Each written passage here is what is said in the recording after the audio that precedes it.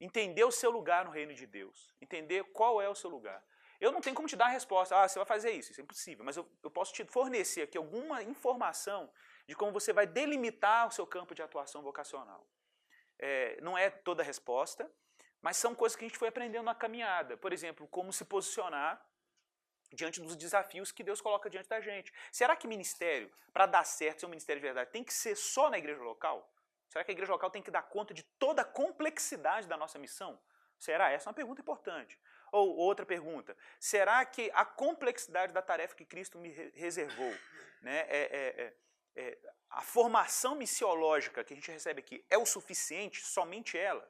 Ou a gente não tem que se qualificar em outras dimensões para tornar a nossa tarefa mais plausível?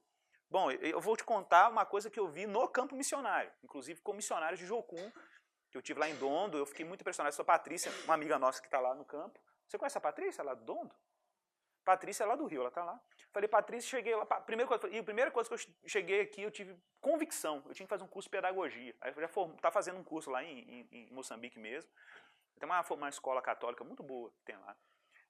Porque o campo exige um monte de coisa que na verdade é fruto da complexidade da grande comissão hoje.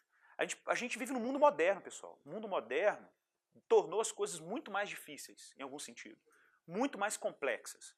Então você vai numa comunidade, você vai ver problema de analfabetismo, problema de saneamento básico, problema de política pública, você vai ver problema de como a sociedade se organiza, e aí você fala, Jesus te ama, ele pode se converter. Aí quando você der a Bíblia na mão dele, ele não vai ler a Bíblia. Aí é aquele barulhinho do Windows, né? Fã. Já viu o barulhinho do Windows? Fã. Aí não deu, não tem jeito. Tem que educar, tem que alfabetizar. Né? Tem que discipular, mas tem que alfabetizar, vai ter que... Ah, a menina está morrendo com cólera. Ué, gente, saneamento básico, vai ter que ensinar a lavar a mão. Olha como a grande comissão ficou fácil agora. Tem que ensinar a lavar a mão, escovar os dentes. Entendeu? Não é brincadeira, não. Então a nossa tarefa ficou complexa. A missão, gente, a missão que vocês vão estudar, a partir daqui, quem tem vocação missionária de longo prazo, né, e tudo, ou até mesmo vocação missional, em termos locais, gente, eu já aviso aos navegantes, vocês não vão estudar a mesma missiologia que os nossos pais estudaram, os nossos avós estudaram. É uma outra missiologia porque o nosso mundo está líquido. É uma expressão que a gente usa do Bauman, um filósofo, um sociólogo. Bom, na verdade ele tem uma origem mais alemã, mais germânica, mas ele está na Inglaterra. O Bauman fala que o nosso tempo, a pós-modernidade, ela é líquida. Ela é líquida, ela é fluida. Então o tempo inteiro as coisas estão mudando, o tempo inteiro as coisas estão dinâmicas. Você vai num lugar, parece tribal, de repente você vê um cara com celular, com internet de alta velocidade. Eu vi isso em Moçambique, eu fiquei impressionado. A internet do meu bairro é mais lenta que a de Moçambique, no meio de uma savana. É impressionante. Mas é por quê? Porque o povo não tem internet não tem notebook não, mas tem celular. Todo mundo tem celular. Faltou luz lá, o povo ligou o gerador para carregar os celulares. Então assim, essas coisas, gente, é um mundo que a gente vive hoje, é muito complexo. Né? Pensa, por exemplo, na estratégia islâmica de expansão, que a gente vê muito hoje na África Oriental, forte. Né? É um projeto de longo prazo. Projeto de longo prazo. Os caras estão assim, montando partido político. Então o cara está jogando, enquanto o cara está jogando golfe, né, sei lá, o cara está jogando frescobol na praia, o muçulmano está pensando, vamos fazer uma política de conquista do mundo para os próximos 200 anos. Entendeu? Então, a tarefa não é brincadeira não. Né? Então, bem-vindo ao mundo real de Jesus. E a gente vai para a guerra. Gente, o tema dessa manhã, Reino de Deus e Mandato Cultural, tema que eu gosto demais de falar. Eu quero indicar alguns livros que são fundamentais para essa aula. Uns eu vou deixar mais para a parte da tarde. Bom, se você quer entender o conceito de Reino de Deus de uma forma bíblica, teologicamente consistente e numa linguagem bem simples, bíblica e simples, é o livro, um clássico, né? Em inglês ele ficou muito conhecido, no Brasil demorou para chegar esse livro, Noma custou, já tinha lido esse livro em inglês. Quando chegou no Brasil, tipo assim, já tinha sido publicado não sei quantos anos atrás já nos Estados Unidos. É o livro do George Led, O Evangelho do Reino, editora Shed Publicações. O Evangelho do Reino, estudos bíblicos sobre o Reino de Deus. Gente, é simples e objetivo. Ele vai pegar o conceito neotestamentário do reino. Olha as perguntas, o que é o Reino de Deus? O reino é amanhã, o reino é hoje, que a gente chama de paradoxo do reino, porque ele é já, mas ainda não. Editora Shed Publicações, do Russell Shedd. O mistério do reino, a vida do reino, a justiça do reino, a exigência do reino, o reino Israel e a igreja e quando virá o reino. Tá? Livro indicadíssimo, básico, fácil de ler, vocês vão adorar. Eu gostei demais desse livro, sempre releio ele, vale mesmo a pena. O George Led. George Led. Eu vou escrever ele no quadro.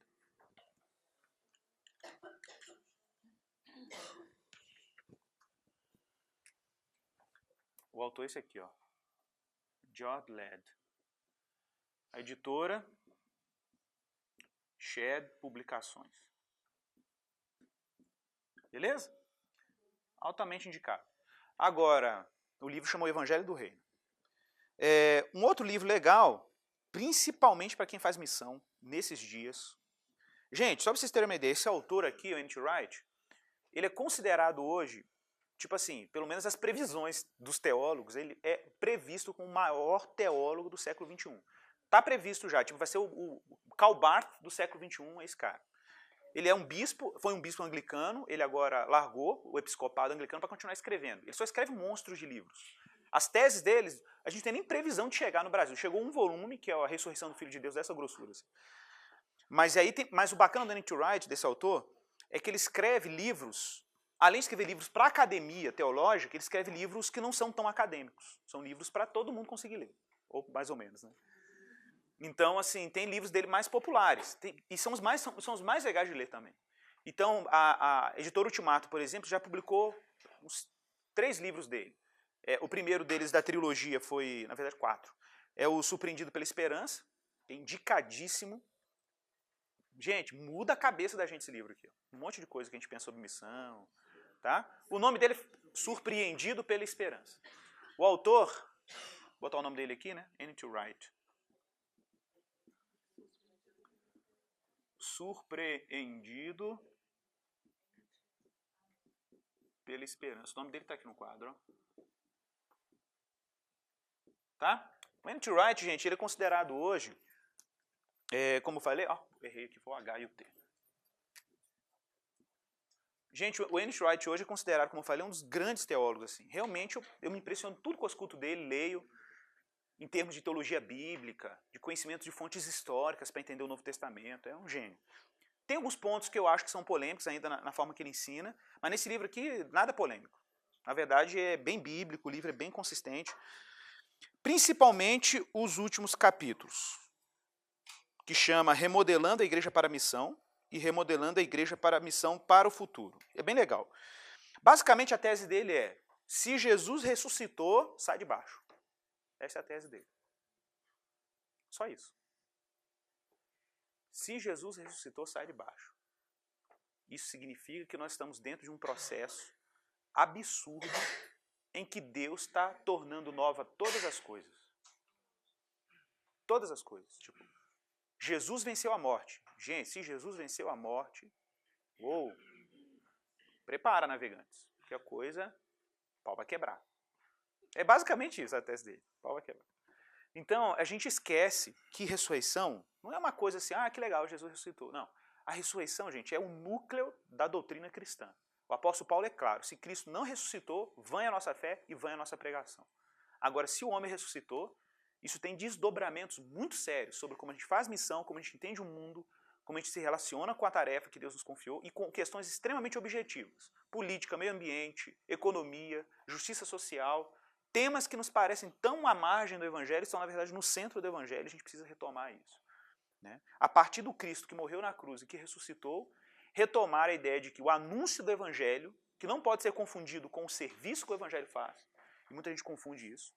Por exemplo, teve um movimento nos Estados Unidos, até hoje é muito forte, chama Evangelho Social, que insiste em dizer que o Evangelho é ajudar os pobres. O Evangelho não é ajudar os pobres. O Evangelho é o Cristo que morreu, ressuscitou, que assumiu todo o poder nos céus e na terra, e é isso que nós estamos proclamando. A boa nova é isso. Só que a boa nova tem desdobramentos. Se o Evangelho não é o Evangelho social, que eu acho que não é, tá? O Evangelho tem implicações sociais. É uma coisa diferente. O Evangelho tem implicações ambientais. O Evangelho tem implicações na forma como eu trabalho, na forma como eu faço cultura. Tem implicações. Então o Evangelho é um anúncio. Mas o anúncio tem um impacto tão violento sobre a vida do indivíduo que ele não tem outra resposta a dar a esse evangelho que não seja o quê? Transformar o mundo que ele está inserido. Ele vai transformar a realidade que ele está inserido. A família, a comunidade, as pessoas que ele tem vínculo social, tudo vai ser afetado. A vida dele vai ser, até a forma que ele toma café vai ser afetada. Como ele faz café, como ele sente o cheiro do café vai ser afetado. Entendeu? Porque Jesus ressuscitou, gente. E se Jesus ressuscitou, um novo mundo está sendo produzido a partir dele. Tem um novo céu e uma nova terra sendo constituídos a partir da morte e ressurreição de Jesus. Um novo mundo está sendo inaugurado e a gente tem que estar nele. E a gente faz parte dele por causa da ressurreição e da fé que nós temos nesse Cristo. Esse livro aqui fala basicamente sobre isso. Bem legal. Inclusive muda muito a nossa visão sobre o mundo, a forma como a gente lida com essas questões todas. Bom, na área de missão mais da justiça social, quem quer integrar a missão, que eu acho que hoje é quase inevitável pensar em missões e pensar na dimensão social, existem muitos livros aí, né, gente? Na dimensão integral, livros que trabalham Pacto de Lausanne. Quem nunca ouviu falar de Pacto de Lausanne aí, pelo amor de Deus, leia sobre o Pacto de Lausanne. Você é missionário, você tem que ler esses negócios, pelo amor de Deus. Não vou nem pedir para levantar a mão quem nunca ouviu falar do Pacto de Lausanne. Então, por favor, pesquise o Pacto de Lausanne. Isso, exatamente. Tem que ler, pelo amor de Deus. Vamos brigar com a Mara. A Mara está no currículo, né? Tô brincando. Ô, gente, tem que ler esse livro do Timothy Keller, A Justiça Generosa. Foi recém-lançado, recém-lançadíssimo. Foi início desse ano, acho que foi lançado. Deixa eu ver aqui. Ou foi no final do ano passado.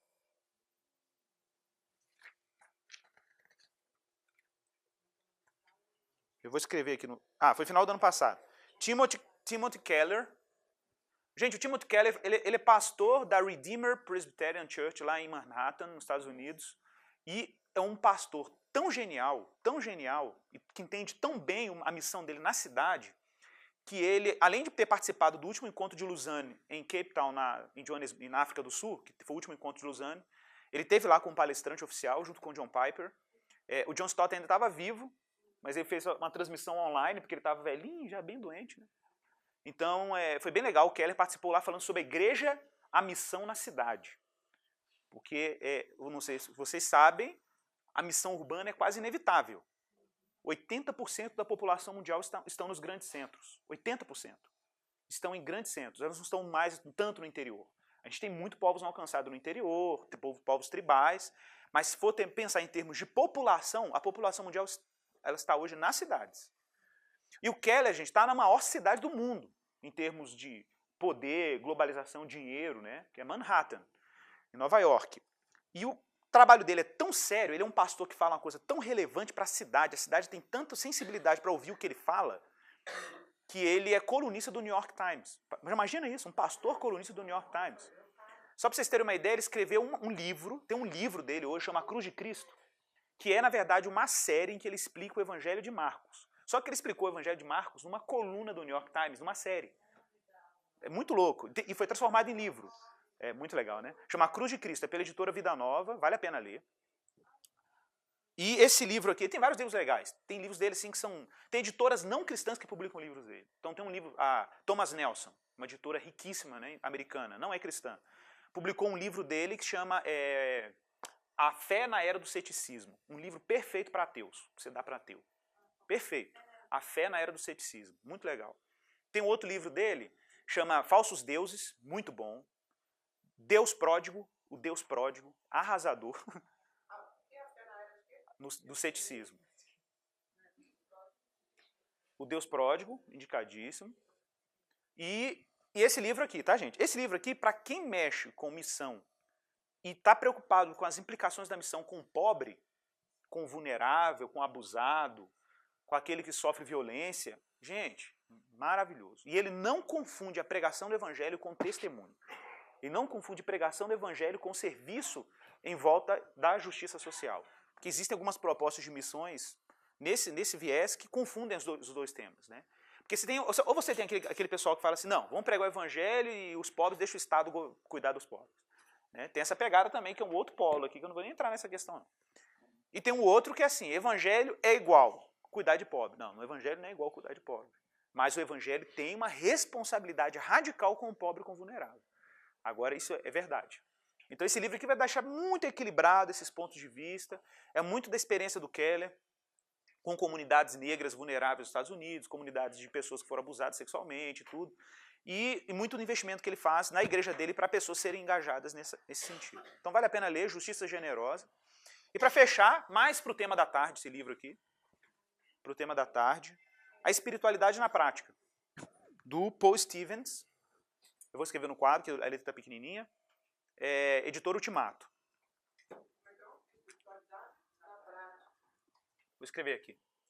Bom, o livro do Paul Stevens é A Espiritualidade na Prática. O subtítulo é muito sugestivo. Encontrando Deus nas coisas simples e comuns da vida. Bem legal. E aí o livro tem vários capítulos. Por exemplo, encontrar Deus no nascimento, nas refeições, na família, no sono, na conquista. Esse Ministério do Sono aqui, tem um monte de gente que é bom desse negócio, né? Na conquista, no casamento, no trabalho, na conversão, no sexo, no lar, no chamado, nas roupas, no fim e na morte.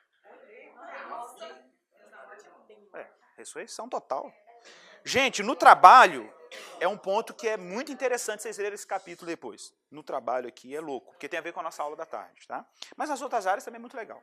Minha esposa leu esse livro primeiro do que eu, disse que ela pirou com esse livro. Depois que eu li, eu falei, é bom mesmo. Mas é porque ela comprou para ela, e depois eu acabei apaixonando com o livro. Editora Ultimato. Tá? Ultimato. Ok, crentes? Podemos ir? Perguntas sobre livros, bibliografia, alguma coisa? Tem muitos outros livros legais. Gente, da editora Jocum, né, você tem aí o Reino de Deus, que é uma coletânea de artigos sobre reino, que é bem indicado. Nós temos o livro O Modelo Social do Antigo Testamento, da Alanda Cope. Né? Muito bom. É bem simples, né, gente? Bem introdutório. Mas para quem está querendo ser introduzido no tema, vale a pena ler. Tá? Tem autores bem mais avançados, tratam de coisas bem mais específicas. Mas é um livro que eu indico muito assim, para quem está querendo ser introduzido nesse tema da complexidade da grande comissão, da complexidade da missão. Bom, vamos lá. Gente, chave bíblica para entender mandato cultural e reino de Deus. Chave bíblica. Entender que a Bíblia é um livro, basicamente, de uma narrativa, de uma história. Qual é a história bíblica? Deus criou, o homem caiu, e agora Deus está num projeto de resgate do homem. Criação, queda e redenção. Só isso. Criação, queda e redenção. Parece uma coisa teórica, mas se você se relaciona com a sua missão e com o mundo, com a sua tarefa, com esse óculos de 3 lentes, as coisas ficam muito mais fáceis. Você entender que Deus criou, que o mundo caiu, que Deus está redimindo. Muita gente brinca assim, mas como assim? Vou dar um exemplo. Eu trabalho com crianças vulneráveis. Gente, em geral, a minha rotina durante a semana é entrar no meio de briga de menino, separando um menino, batendo no outro. Minha rotina basicamente é essa. Tá? Então, assim, a gente que trabalha nesse contexto de vulnerabilidade, você lida com a violência de forma muito nua, despida. Aí você tem duas posturas. Quando você não tem essa visão de criação, queda e redenção, você pode ter uma visão assim, russoniana. Né? Russoniana quer dizer o quê? Jacques Rousseau, filósofo. O Jacques Rousseau, gente, ele acreditava que Deus criava os seres humanos nasciam igual anjos, puros, perfeitos, com grande potencial para a perfeição, mas eles iam se corrompendo ao longo da vida. Essa é a visão russoniana, tá? Do Jacques Rousseau, que o ser humano é assim. Tem muito crente que acredita nisso também, que Deus criou um monte, que todo mundo é anjinho. Então você vai para o projeto social, com a visão do Rousseau. Olha, os meus alunos são anjos. Aí, quando chegar, eles são selvagens, né? Parece que estão arrancando tudo. Gente, fala de sexo mais do que você. Fraga tudo do universo da sexualidade. Impressionante, com 12 anos, 8 anos, 9 anos. Normal. No universo da vulnerabilidade, isso é normal. A gente tem que... Normal para eles, né, gente? Porque pra gente nunca pode ser considerado normal. Mas tem gente que acha que os homens são só anjinhos. Aí você vai trabalhar com seu aluno, com essa visão idealista, e aí você vai sempre, eles são anjos, são anjos. Anjo está te manipulando o tempo inteiro, está mentindo, trapaceando, e é anjo. Aí tem a outra visão também, tem a visão da queda. Tem gente que só vê queda.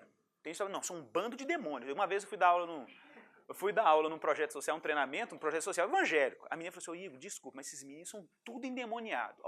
Gente, quando a pessoa fala que são tudo endemoniados, e para ela é só isso que ela vê na criança, a relação dela com essa criança vai ser uma relação que vai ser completamente afetada.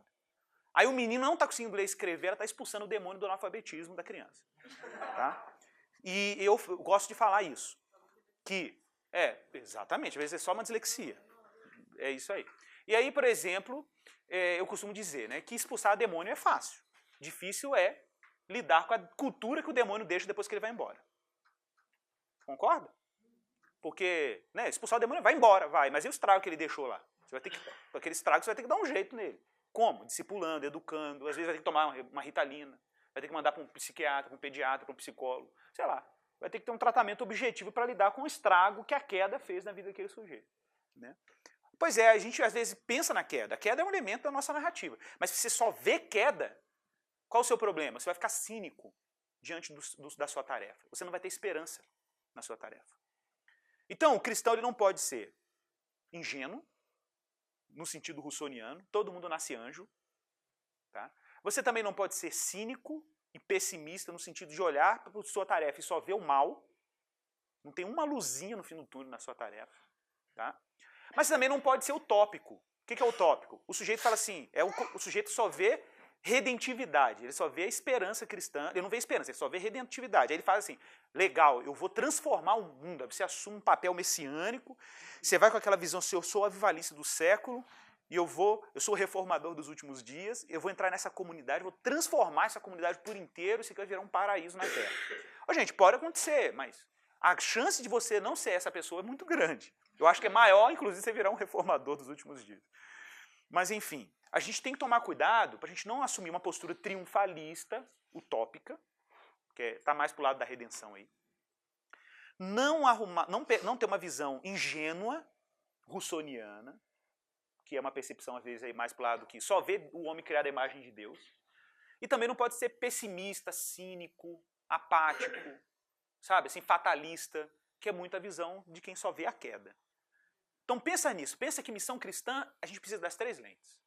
Eu vou amar o meu aluno porque ele foi criado à imagem e semelhança de Deus. Então você trabalha pela dignidade dele. Alguém que já ouviu falar, eu acho que todos, da Declaração Universal dos Direitos Humanos? Não sei se vocês sabem, sem o cristianismo, eu vou fazer essa afirmação, eu faria lá na frente de um ateu, sem nenhum problema.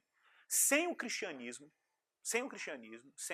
em específico, sem o que a Bíblia introduziu na história, seria inviável a Declaração Universal dos Direitos Humanos. Nós não teríamos uma coisa chamada Declaração Universal dos Direitos Humanos. Não teríamos. Por que nós não teríamos? Porque a Declaração Universal dos Direitos Humanos ela precisa de uma coisa para existir. Ela precisa de um conceito claro sobre dignidade humana. Ela precisa reconhecer que o ser humano é digno. Tira a visão de dignidade humana e você não tem uma Declaração Universal dos Direitos Humanos. Por que você não tem? Ué, se eu tiro a dignidade, o homem é igual bicho. O homem é igual animal. Se o homem é igual animal, para que eu preciso garantir os seus direitos? Hitler estava certo, mata todo mundo, fica só os mais fortes. Os mais fracos a gente vai eliminando, igual é darwinismo social. Darwinismo social é assim, você bota as raças mais fortes, as mais fracas vão ser eliminadas, normal. A tese que a gente chama de eugenia de Hitler está valendo. Está valendo. Né? Se você não considerar um elemento chamado dignidade humana. Aí você fala, mas vem cá, como é que o conceito de dignidade humana entrou na Declaração Universal dos Direitos Humanos? Como é que ela entrou lá? Quem colocou isso lá? De onde que vem essa ideia de que o homem é digno? Ora, se você for para a cultura grega, você não vai ter nada disso. Eu te garanto que você não vai achar nada que fale, na cultura grega os homens foram criados à imagem de Deus. Não tem isso na cultura grega. Cultura babilônica, não tem. Na cultura indiana, animista, não tem. Lá tem um problemático. Ele vai falar que o ser humano, a existência é uma ilusão. Se é uma ilusão, é mais fácil ainda se eliminar. Né? Você daria uma explicação para a eliminação, para o sofrimento, em uma parte. Né? Se você for para culturas africanas, você vai ver uma dignidade tribal, cultural, mas você não tem essa ideia de dignidade universal. Todos os seres humanos são iguais perante Deus, porque foram todos igualmente criados à imagem e semelhança dele. Isso não existe em nenhuma cultura do nosso planeta, a não ser naquela que a Bíblia prescreveu.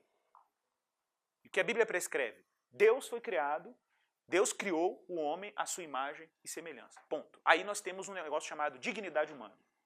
Gente, isso é muito sério. Isso significa que a nossa tarefa cristã está mais amparada em termos legais do que a gente imagina. Isso significa que esse patrimônio que foi legado pela Declaração dos Direitos Humanos, na verdade, é um patrimônio fundamentado num patrimônio muito mais antigo, que é a nossa fé. Então, a minha visão é que na missão eu tenho que amar o próximo, porque ele foi criado à imagem e semelhança de Deus. Não tem diferença nenhuma entre um serial killer em termos de dignidade. Olha que interessante. Um serial killer, tá, e Madre Teresa de Calcutá. Perante Deus, em termos de dignidade, não.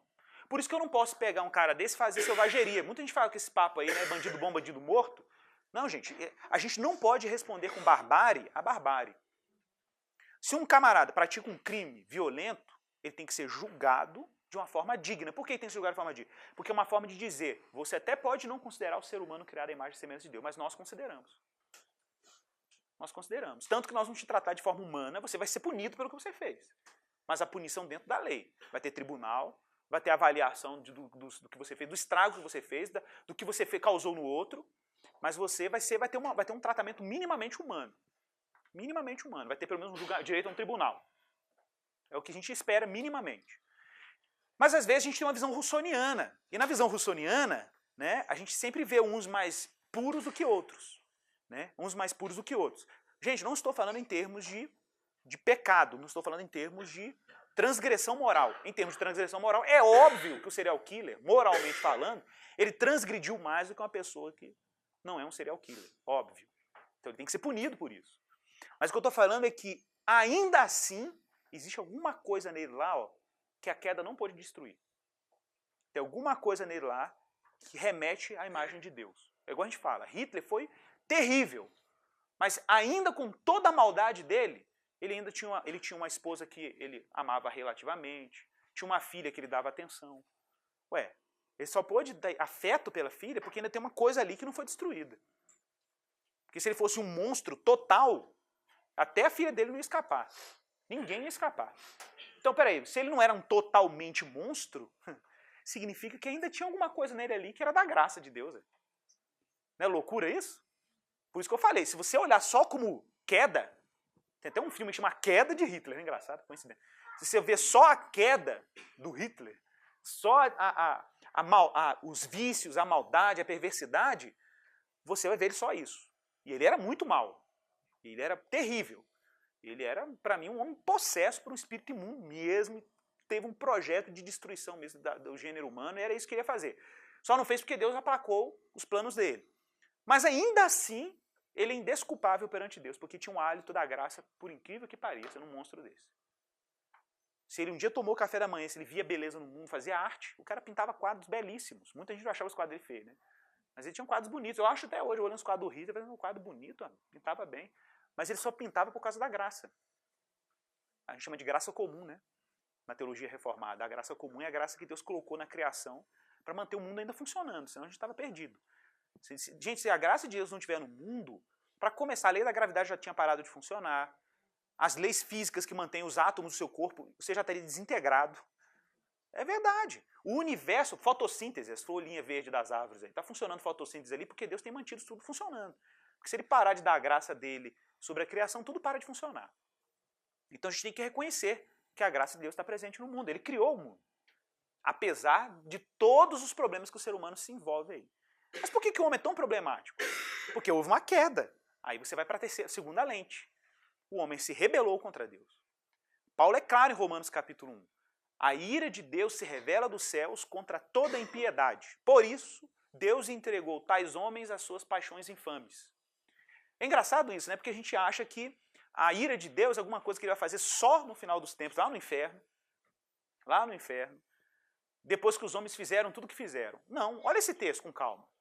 A ira de Deus se revela do céu. Se revela, já está aí. Já está aí. E como que ela se manifesta? Quando Deus entrega aos homens as suas paixões infames. Então um camarada sair e matar um monte de gente num parque, já é a ira de Deus.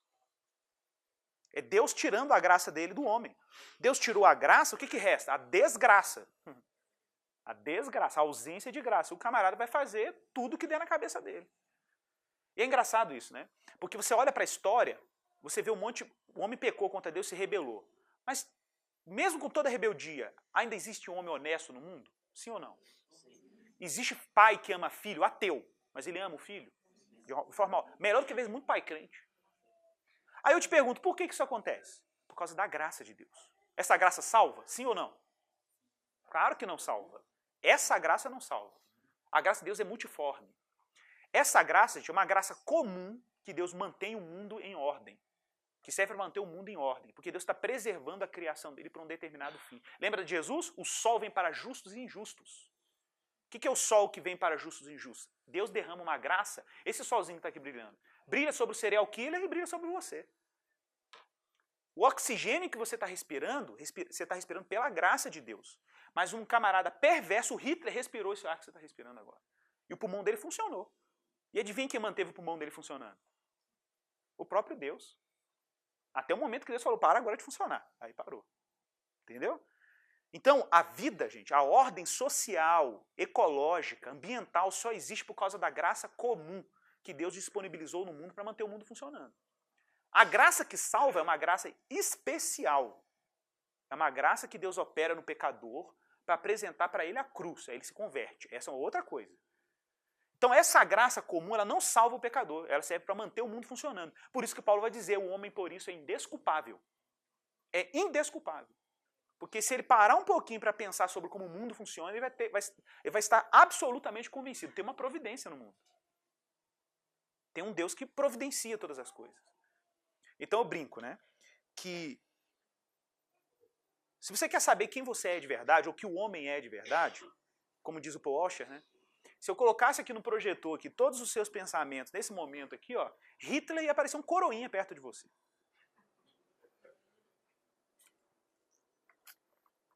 É porque isso que o homem é de verdade, gente. O homem é caído. O homem é depravado, totalmente depravado, como diziam os reformadores. O homem é totalmente depravado. Não existe nenhum aspecto da vida moral do ser humano que não tenha sido afetado pela queda. Ô, gente, a gente para fazer, bom, olha só que loucura. Para você fazer uma garrafa dessa que você não consegue fazer ela perfeita. A sua máquina vai deixar uma rebarba aqui embaixo. A gente não consegue fazer nada perfeito. Tudo que a gente põe a mão pode chegar bem próximo da perfeição, mas se você tiver um olhar mais minucioso, você vai ver que tem um problema. Porque a queda afetou absolutamente tudo que fazemos. Mesmo que a gente faça uma tecnologia maravilhosa, tem sempre lá um bug no sistema, tem uma linha que deu um pau, alguma coisa que não funcionou. Né? Por quê? Porque o ser humano ele é vulnerável. O ser humano, depois da queda, gente, ele está sob a ira de Deus. Que louco! Ao mesmo tempo que Deus mantém o mundo pela graça dele, a ira dele está presente no mundo. Aí o que Deus faz de vez em quando? Olha, de vez em quando Deus faz assim, tira a mão dele, para mostrar para o homem quem ele é de verdade. Então eu brinco, você só não é um Hitler porque Deus não te deu poder para isso.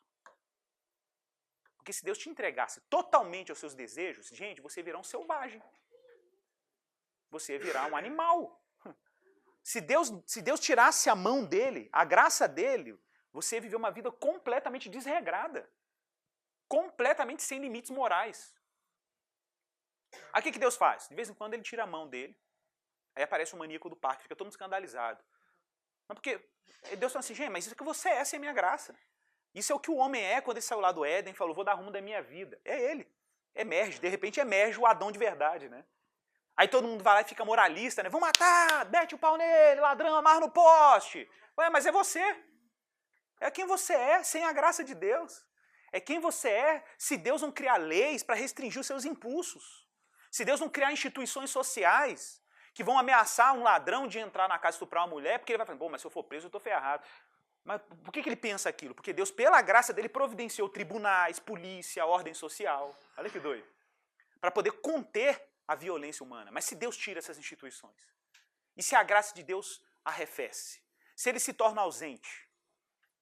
Se ele se torna ausente? Se Deus se torna ausente, gente, é pobreza, é miséria, é desigualdade. E a gente vê tudo isso.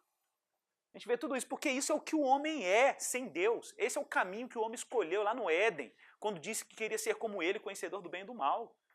E o homem está arcando com as consequências disso até hoje. E ainda te falo, Deus ainda tem sido tão misericordioso e tão bom, apesar da nossa rebeldia, que a gente está respirando. Tem água para beber potável? Glória a Deus. Mas nem em todo lugar do mundo também tem, não. Vá lá para Iamatana para você ver se tem água potável lá. Tudo com cólera. Tudo com cólera. Ô, gente, tem queda no mundo. Tem corrupção no mundo. Mas se eu só ver a corrupção, o que acontece comigo? Fico cínico. Porque eu esqueci que tem uma coisa antes. Que Deus criou o mundo com a graça dele. E ele tem mantido o mundo funcionando, apesar da nossa rebeldia. Apesar da nossa rebeldia. Por isso que Paulo fala, é indesculpável. Porque você mesmo se rebelando, eu tenho dado provas do meu amor todo dia. Todo dia eu tenho cuidado da criação, não está faltando alimento, não está faltando roupa, você está respirando. Você tem vínculo afetivo, te dou um filho, o filho sorri para você, sorrir para ele. Tem graça no mundo. Igor, como que a gente então se liberta dessa desgraça? Esperança, gente. Esperança cristã. É o livro do N.T. Wright, Surpreendido pela Esperança. A esperança cristã. A esperança cristã, gente, é maravilhosa porque ela não é utópica. O que é utópica? Ela não é ilusória. Você não tem essa ilusão de que, eu vou transformar o mundo. Não. Eu vou fazer o que Jesus mandou eu fazer e ponto. Quando você estiver diante do trono de Jesus, lá nos últimos dias, e o Pai te receber, ele vai te chamar de servo bom e fiel, mas você vai chegar lá diante de Deus, sendo chamado de servo bom e fiel, por causa da fidelidade de Jesus. Porque Jesus foi claro, eu sou a videira, vós sois os ramos, quem permanece em mim dá muitos frutos, porque sem mim nada podeis fazer. Nada podeis fazer. Então é como eu brinco. Se um dia vocês me pegarem desprevenido na Praça 7, em Belo Horizonte, olhando para uma mulher com um shortinho curto, isso pode acontecer. Esse é quem eu sou de verdade. Agora, se vocês me verem fiel à minha mulher, amando a minha esposa, honrando meu filho e trabalhando de forma diligente no meu trabalho para a glória de Deus, esse é quem Jesus é. Porque sem ele nada podemos fazer. Deu para entender, gente? Então, quando o cristão se radica na esperança cristã, quando o cristão se encontra na esperança cristã em Jesus, a glória é de Jesus. A glória não vai ser sua. A jactância não pode... Você não pode se jactar da obra. Você não pode se jactar da missão. Você não pode se orgulhar do sucesso do seu trabalho. Porque o que o Igor faz e o que qualquer homem faz sob efeito da queda, gente, é só besteira. Vai dar boi na linha, como diz o mineiro, né? Vai dar problema, vai dar pepino. Não vai funcionar. Não vai funcionar. Porque nós somos incompetentes por natureza. Agora, se eu coloco a mão no arado em Jesus Cristo, a minha obra não é de palha. Porque ela não é minha obra. Ela é obra de Jesus. E se é obra de Jesus, gente, ressuscita com Jesus. A morte não pode vencer. Por isso que Paulo fecha 1 Coríntios 15, o maior capítulo sobre a ressurreição da Bíblia. Paulo, depois de falar de como é a ressurreição, são 58 versículos. Paulo falando como que é a ressurreição, como é que é o corpo depois que a gente ressuscita. Qual a conclusão de Paulo? Olha que coisa mais louca. Paulo fala, tudo isso para que o vosso trabalho não seja em vão no Senhor. Por que meu trabalho não é em vão no Senhor? Porque vai ressuscitar junto com Jesus. Tudo o que eu fizer em Jesus vai ser ressuscitado com Jesus. Eu não sei como é que é isso em termos práticos. Dizem que quando Lutero entendeu isso, N.T. Wright cita isso no livro, a primeira coisa que ele fez foi plantar uma árvore. Por que ele plantou uma árvore? Porque ele descobriu, puxa, então tudo que eu fizer para a glória de Deus vai permanecer para a glória de Deus. Eu não sei se um dia a gente vai encontrar a árvore que Lutero plantou na eternidade. Mas uma coisa eu sei, que o trabalho dele não é em vão no Senhor. Entendeu a ideia? Seja lá o que for. Não sei quais são os desdobramentos disso. Mas não é em vão no Senhor. Ressuscita junto. Ora, para pensar nisso. Para pensar que... Vocês acham assim, quando uma pessoa ressuscitar nos últimos dias, essa pessoa vai ressuscitar com defeitos? Defeitos físicos? O que vocês acham? Sim ou não? Eu suponho que não. Suponho que não. Segunda pergunta. A Bíblia fala que aqueles que morreram em Cristo ressuscitarão junto com ele. Quem morre na semelhança da sua morte, ressuscita na semelhança da sua ressurreição. Aí eu te pergunto, beleza, se eu morro igual a Jesus, eu ressuscito igual a Jesus, se eu morro sem defeito, eu tinha que ressuscitar sem defeito. Pergunta para o vestibular, por que Jesus então apareceu com as feridas na mão e as chagas também do lado, depois da ressurreição?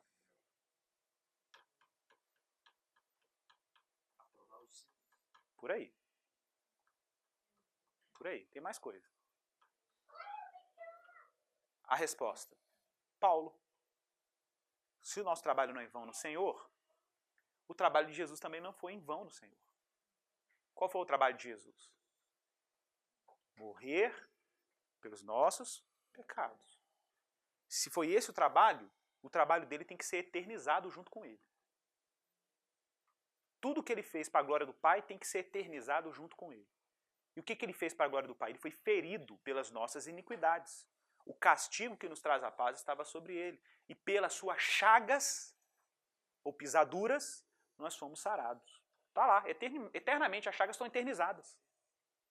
O que ele fez para a glória do Pai, ressuscitou junto com ele.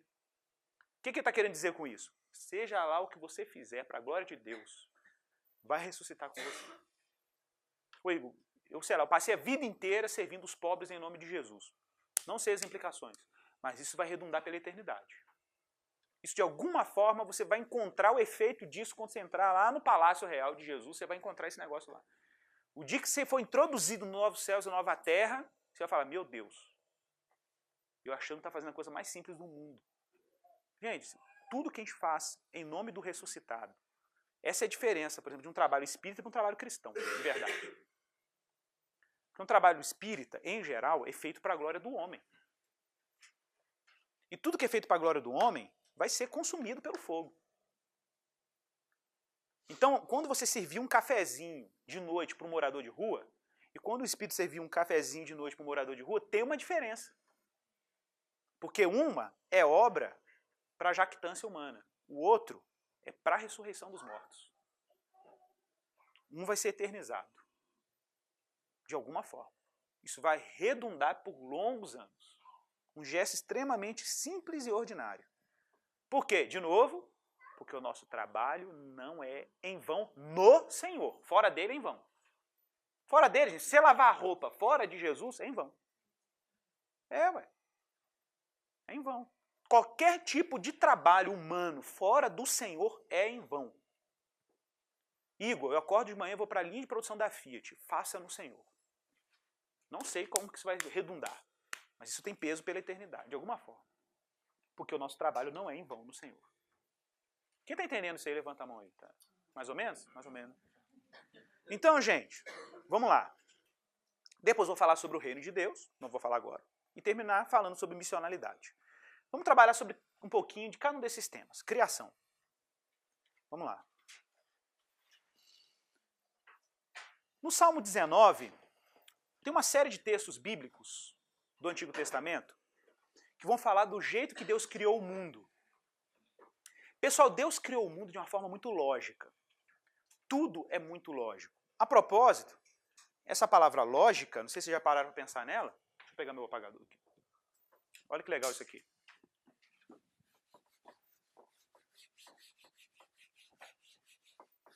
Olha que legal. A gente fala lógica. Lógica vem do grego logos. Né? Logos. E o que é o logos? O logos é o verbo. Ou a palavra, né? Logos em grego quer dizer palavra. Essa expressão está onde, gente, na Bíblia? No princípio era o verbo. O prólogo de João, João capítulo 1. Gente, o mundo de Deus é um mundo lógico. A criação é uma criação lógica. Lógica como assim? Quando Deus criou o mundo, Ele criou o mundo pela palavra. Pela palavra. Olha, se você for para o campo da linguística, quem vai mexer com tradução de Bíblia aí, na área da linguística, da antropologia, isso é importante. Vocês sabem disso. Tem uma estrutura básica na língua, que todo mundo sabe, que tem em todas as línguas do mundo. Em todas as línguas do mundo, você tem que ter um sujeito na oração, na frase, qualquer idioma. Pedro jogou a pedra. Então você tem um sujeito, você tem um verbo, e você tem o objeto da frase. O objeto direto nesse caso. Jogou a pedra. Mas você tem outras estruturas verbais, ou estruturas de oração. Você tem, por exemplo, expressões assim, João é legal. Legal é a atribuição que você está dando a João. É o predicativo do sujeito. Só que entre João e o que ele é, legal, você precisa de um verbo que conecta essas duas coisas. Se não tiver um verbo entre sujeito e predicativo do sujeito, se não tiver um verbo entre quem você é e o que você deve ser, tudo fica sem forma e vazio. Por que a terra era sem forma e vazia? Porque tinha terra, mas não tinha lógica. Ela era sem forma e vazia. Não tinha lógica, não tinha ordem. O que Deus fez para colocar ordem no mundo? Ele tem que conectar a terra com o seu propósito. Ele tem que conectar João com o seu predicativo, com aquilo que ele tem que ser. E como ele faz isso? Ele introduz uma palavra no mundo. Ele introduz um verbo no mundo. Haja luz. Aí as coisas começam a ter ordem. Às vezes a vida do sujeito está sem sentido. Está sem forma e vazia. Completamente caótica. Por quê? Porque existe uma distância enorme entre, qual é o seu nome? Neila, e o que ela tem que ser. E às vezes essa distância existe porque o verbo ainda não foi introduzido.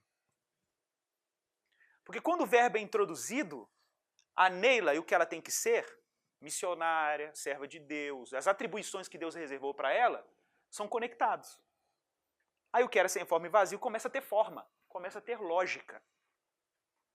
Gente, isso já é uma preparação lá para a vocação, tá? Já é para a vocação. Tem tudo a ver. Então, às vezes, a gente está vivendo uma vida difícil porque está faltando verbo entre o sujeito e o predicado. Está faltando verbo entre o sujeito e o predicado.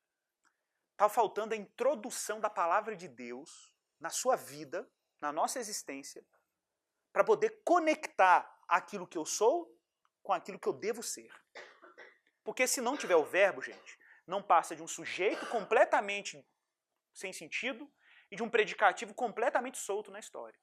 João e legal, soltos no universo, não quer dizer absolutamente nada. Mas se eu falo João é legal, eu introduzo o verbo, aí tudo se conecta. É porque Deus dizendo haja luz, né? Porque o verbo, gente, ele organiza a vida. O verbo é a palavra, o logos. O logos organiza a vida humana. Ora, como assim, Igor? Gente, se Deus não disser o que você é, ou o que cada criatura no mundo é, tá? A vida não teria nenhum sentido. Se eu olho para uma árvore e eu consigo discernir que uma árvore é uma árvore e não é um ônibus, por exemplo, é porque de alguma forma Deus organizou a árvore com uma identidade que eu sei que ela é diferente, por exemplo, de um cão, de um boi. Tem características de um boi que são completamente diferentes de uma árvore. Por isso que eu sei que eles são diferentes. A anatomia do boi é diferente. Como ele se comporta. A propósito, o boi gosta de comer geralmente o que está na árvore. E a árvore não gosta de comer o boi, óbvio. Olha, a gente ri por quê? Porque isso é ilógico, não é? A gente fala assim, Igor, isso é ilógico, isso é irracional. Mas eu só posso falar que isso é ilógico e irracional porque eu reconheci que o mundo tem uma lógica. Que o mundo foi ordenado por Deus de uma determinada forma. Olha que interessante isso. Aí você vai no Salmo 19.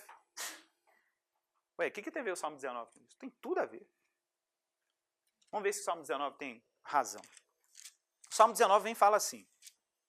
Os céus proclamam a glória de Deus.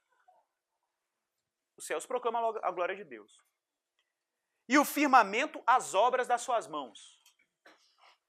Ué, gente, então peraí, antes de eu fazer missões, a criação de Deus já está fazendo missão há muito tempo.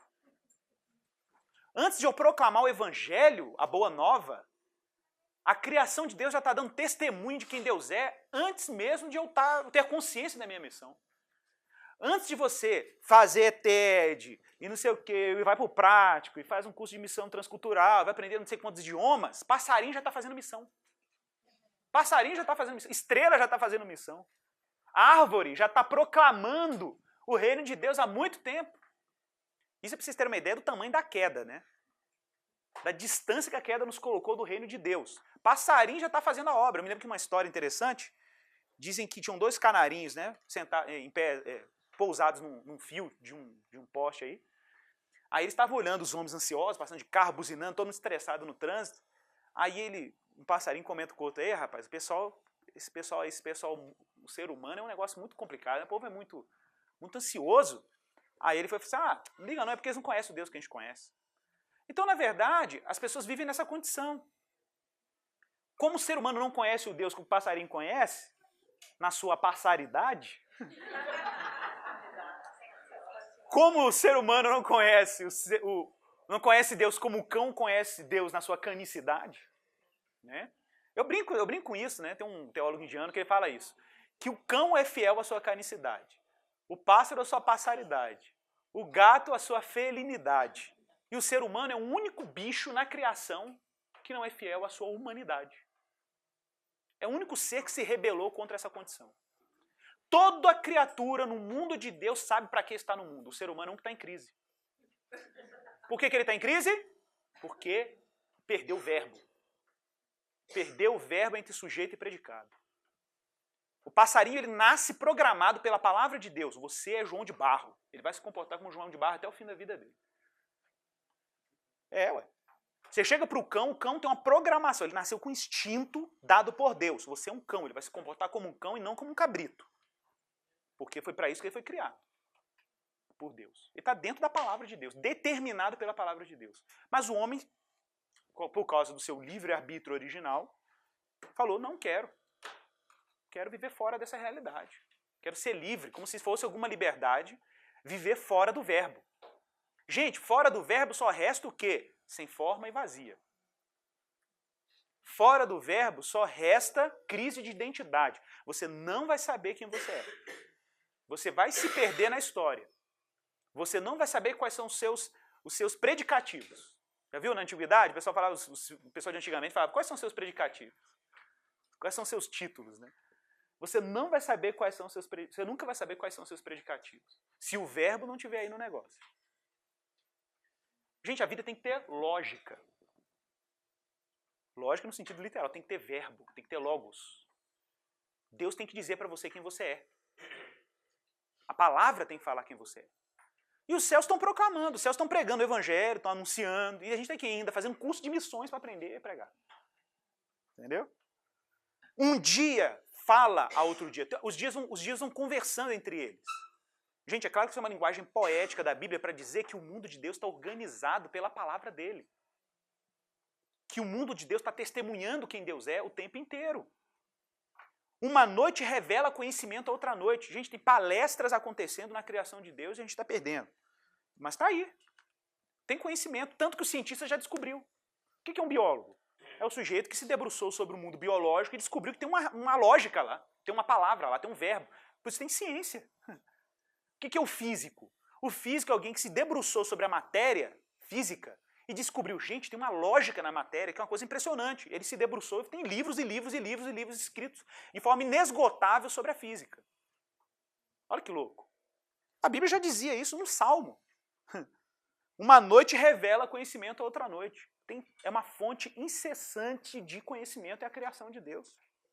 Não há linguagem, nem há palavras, deles não se ouve nenhum som. Verso 4. No entanto, por toda a terra se faz ouvir a sua voz e as suas palavras até os confins do mundo.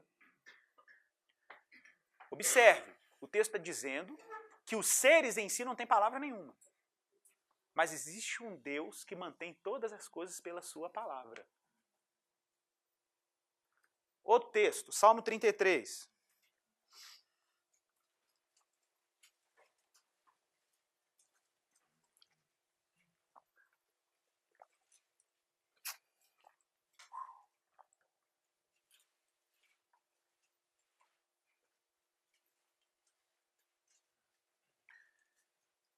Verso 6 até o verso 9. Vê se a linguagem não é parecida com o Salmo 19. Os céus por sua palavra se fizeram. Olha aí. Foi pela palavra que os céus se fizeram. Pelo sopro da sua boca, o exército deles. Ele ajunta em montão as águas do mar, e em reservatórios encerra as grandes ondas. Tema ao Senhor toda a terra, temam-no todos os habitantes do mundo. Agora o mais interessante, verso 9. Pois ele falou e tudo se fez. Olha que louco. Ele falou e tudo se fez. Ele ordenou e tudo passou a existir. Duas palavras-chave. Tem aí, né? Deus falou, então tem a palavra. E tem ordem. Ele ordenou e tudo passou a existir. Gente, o que organiza o mundo? A palavra de Deus. A palavra de Deus. E não é a Bíblia que eu estou falando, não. Palavra de Deus como o decreto de Deus. Deus é um ser em permanente fala. Ele fala permanentemente. Se Deus parar de falar, se Deus parar de revelar o verbo dele no mundo, o mundo entra em colapso, pessoal. Eu gosto muito da frase do Chesterton, eu sempre cito ela aqui na aula da ETED. O Chesterton tem um livro chamado Ortodoxia, e ele fala numa determinada altura do livro, que ele fala assim, os homens ficam debochando da natureza porque acham a natureza monótona. Porque a flor desabrocha e seca, passarinho canta, reproduz e morre. Então a vida natural é uma vida monótona, não tem nada de novo, fica só repetindo, repetindo, repetindo. Ele falou assim, olha, vamos falar uma coisa. Isso ele discutindo com um naturalista, um biólogo. Aí ele vai falar para o naturalista, quer saber de uma coisa? Sabe o que acontece? É que Deus é jovem, nós ficamos velhos. E Deus é tão jovem que bem pode ser que Deus se alegre todos os dias com o que Ele cria. Sabe quando a criança brinca? Você brinca com ela e fala, de novo, de novo, de novo. Para você é monótono, para a criança é uma diversão nova, é tão bom que tem que repetir. Então uma flor não desabrocha porque Deus está entediado ou porque a vida é monótona. Uma flor desabrocha porque é tão bonito desabrochar que Deus repete essa cena todo dia. E como diz o Chesterton, pode ser que as flores desabrocham automaticamente, mas bem pode ser que Deus crie todas as margaridas todos os dias separadamente. Gente, espera aí, não é isso mesmo que está escrito em Hebreus capítulo 1? Lembra que está lá em Hebreus capítulo 1? Ele sustenta todas as coisas pela palavra do seu poder. Ele sustenta todas as coisas pela palavra do seu poder. Todas as coisas são sustentadas por Ele. A palavra dele. É a palavra dele que põe ordem no mundo, é a palavra dele que coloca lógica no mundo, é a palavra dele que diz o que cada coisa deve ser no mundo que ele criou. É a palavra que ordena as coisas. Logo, não existe nada mais desgraçado, mais triste e infeliz para o ser humano do que viver fora da ordem que Deus criou. Do que viver fora da palavra que Ele ordenou. Lembrando, todas as criaturas vivem dentro daquilo que Deus ordenou. O ser humano é o único em crise porque ele rompeu com a palavra de Deus. Só para lembrar, o texto diz assim em Gênesis capítulo 3, depois que Adão caiu. Não sei se vocês se lembram, o texto é muito sutil. Diz o que lá? E ouviram a voz do Senhor que andava no jardim na viração do dia e se esconderam. Você lembra desse texto? Observe com cuidado o texto. Ouviram a voz do Senhor Deus que andava no jardim na viração do dia. Todo mundo acha que é o Senhor que está andando. Mas o texto, se olhar ali com calma, ouviram a voz do Senhor Deus que andava. Quem andava? A voz que andava. O verbo que andava. A estrutura hebraica desse texto é desse jeito. É desse jeito a estrutura hebraica. Que eles ouviram a voz, Kol Adonai, que andava no jardim, Ban Eden, que andava no meio do jardim do Éden. É essa a estrutura da frase. Ela andava no jardim. Então, quando você ouve a voz do Senhor andando pelo jardim, eles estavam fugindo de quê? Do verbo. Eles estavam fugindo da palavra. Estavam fugindo daquilo que Deus usou o tempo inteiro para organizar o mundo. Lembra que está aí no Salmo 33? Ele falou e tudo passou a existir. Ele ordenou, né? E as coisas estão aí presentes no mundo, ordenadas pela palavra dele. Gente, por que isso é importante? Porque se você for para João capítulo 1, eu vou pular Provérbios 8, tem um detalhe interessantíssimo, mas eu não vou ter tempo de falar. João capítulo 1, agora você vai ler ele desse jeito. Você vai ler João capítulo 1, verso 1 comigo, com essa compreensão de que o mundo de Deus é lógico, que Deus mantém o mundo dele pela palavra, que Deus mantém tudo funcionando pelo decreto dele, pela graça dele, a graça dele que mantém tudo funcionando, que a graça dele é essa palavra poderosa que mantém o mundo regulado. E a gente vai conectar isso com Hebreus 1, que a gente vai ler daqui a pouco, só que o trecho maior. No princípio era o verbo. No original grego, en arche en ho logos. No princípio era o logos. No princípio era a palavra. Verbo e palavra. Algumas versões, NVI coloca palavra, não coloca verbo na tradução. Mas não tem problema. A sua está a palavra? Não é? É NVI, né?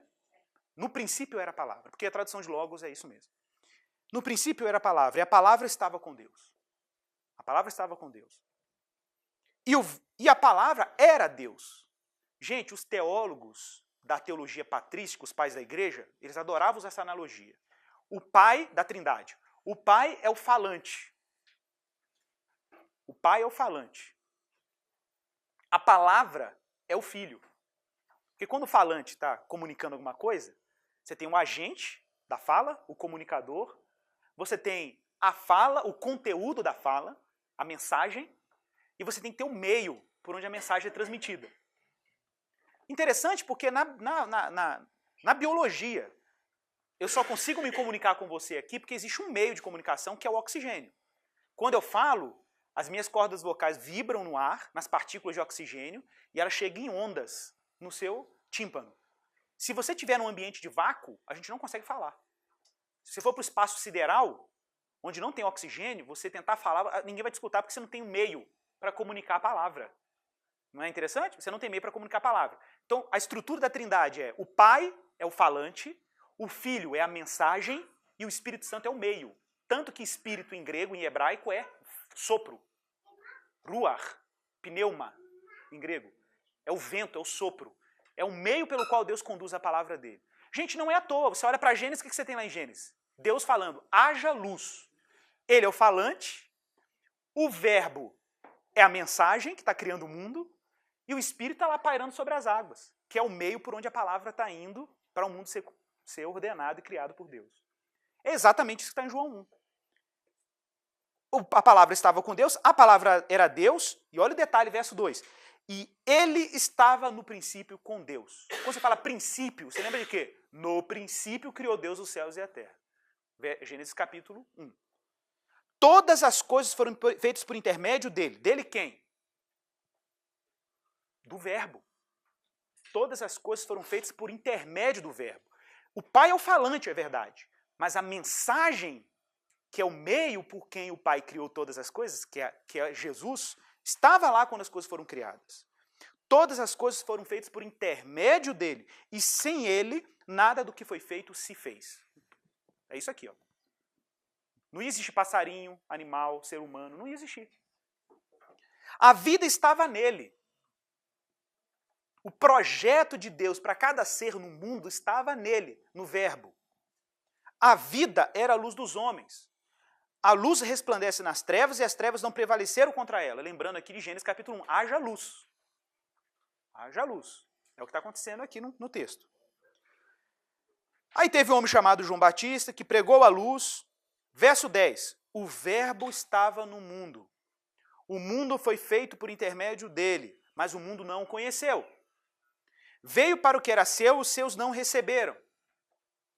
Mas a todos quantos o receberam, recebeu quem, gente? O verbo, a palavra, deu-lhes o poder de serem feitos filhos de Deus, a saber os que creem no seu nome. Aí o verso 14 que é magnífico. E o verbo se fez carne. Aí, gente, a gente tem um momento radical da história da humanidade. Agora você foi entender? Agora nós temos um momento radical da história da humanidade. Radical. A palavra de Deus que ordenava o mundo, a palavra de Deus que organizava o mundo de forma lógica, vai ser introduzido na história. Reintroduzido. Por que está sendo reintroduzido? Porque já teve aqui antes, quando criou o mundo. E por que Deus está devolvendo o verbo? Por que Deus está devolvendo a palavra? Porque os homens caíram. E se os homens caíram, Deus tem que restaurar a criação de novo. E como que ele restaura a criação? Do mesmo jeito que ele fez antes.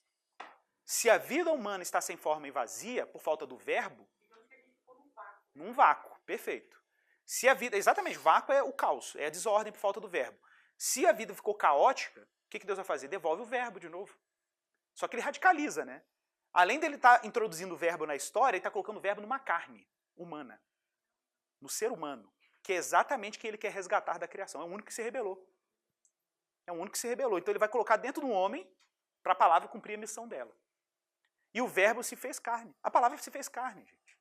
É a grande e importante doutrina cristã, doutrina da encarnação, que é tão importante, tão cara para nós cristãos ao longo da história. O verbo de Deus foi introduzido na história. Se fez carne e habitou entre nós, cheio de graça e de verdade. E vimos a sua glória, como a glória do unigênito do Pai. Magnífico. Magnífico. Gente, se Deus criou o homem à sua imagem e semelhança, ele precisa resgatar essa semelhança como? Introduzindo o filho dele para devolver essa imagem e semelhança que nós perdemos por causa da queda. Mas quando Deus criou o homem lá no Éden, quando Deus criou o homem à sua imagem e semelhança, Deus determinou 3 mandatos para esse homem. 3 ordens. São ordens originais, são ordens criacionais, está na criação. São chamados os 3 mandatos. Quais foram os 3 mandatos? O primeiro deles, Deus deu o mandato religioso, óbvio, que é inerente à obra da criação. O que é o mandato religioso? Deus criou o homem para se relacionar com ele. Deus criou o homem para ter vínculos com ele. Esse é o primeiro mandato. A gente foi criado para a glória dele. Para se relacionar, para adorar. Adorar não é ficar cantando um hino, né? Isso aí está claro para vocês. Né? Adorar é serviço para a glória de Deus. Seja o que for. Cantando, trabalhando, capinando, não importa. O que importa é que seja para a glória de Deus. Isso é mandato religioso. A nossa devoção, a nossa oração, nosso acesso aos meios de graça. Beleza. Mas Deus também nos deu um mandato social. Deus não nos criou para ter apenas um relacionamento vertical. Deus também nos criou para termos um relacionamento horizontal com aquele que é nosso semelhante. E por que isso? Porque Deus olhou para Adão solitário andando no jardim e falou, não é bom que o homem esteja só. Ou seja, Deus não criou o homem para viver uma vida individualista. Deus chamou o homem para viver uma vida comunitária. Gente, é parte da nossa estrutura criacional ter vínculos comunitários. Deus nos chamou para viver em sociedade. Deus nos chamou para viver em comunidade. Deus nos chamou para experimentarmos de forma comunitária o que é ser humano. É inerente à nossa vocação à vida social. Mas também Deus nos deu um mandato cultural, que é muito legal. Que é quando Deus pegou Adão e falou para ele, cultiva o jardim. Domina a criação. Gente, a palavra cultivar em hebraico é a palavra avodá. Avodá é interessante, porque em hebraico você tem, as palavras elas se desdobram, né? Elas são derivadas, são palavras derivadas. De uma palavra você vai construindo outras palavras. Então, por exemplo, avodá em hebraico, dessa palavra aí, avodá, você tem uma outra palavrinha, que é a palavra eved.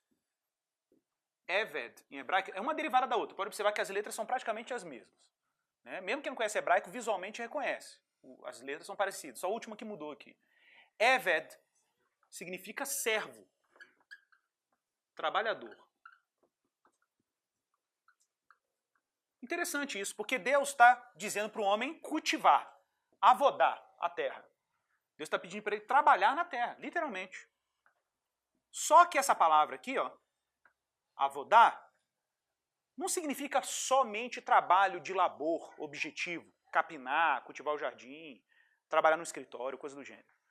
Avodar é uma palavra que ela ocorre lá no Antigo Testamento, no livro de Êxodo, associado ao culto do tabernáculo. Os sacerdotes, quando iam para o tabernáculo, eles iam para trabalhar. O culto é um trabalho. Tanto que em inglês, a gente usa a expressão service para se referir a culto. Service é um serviço.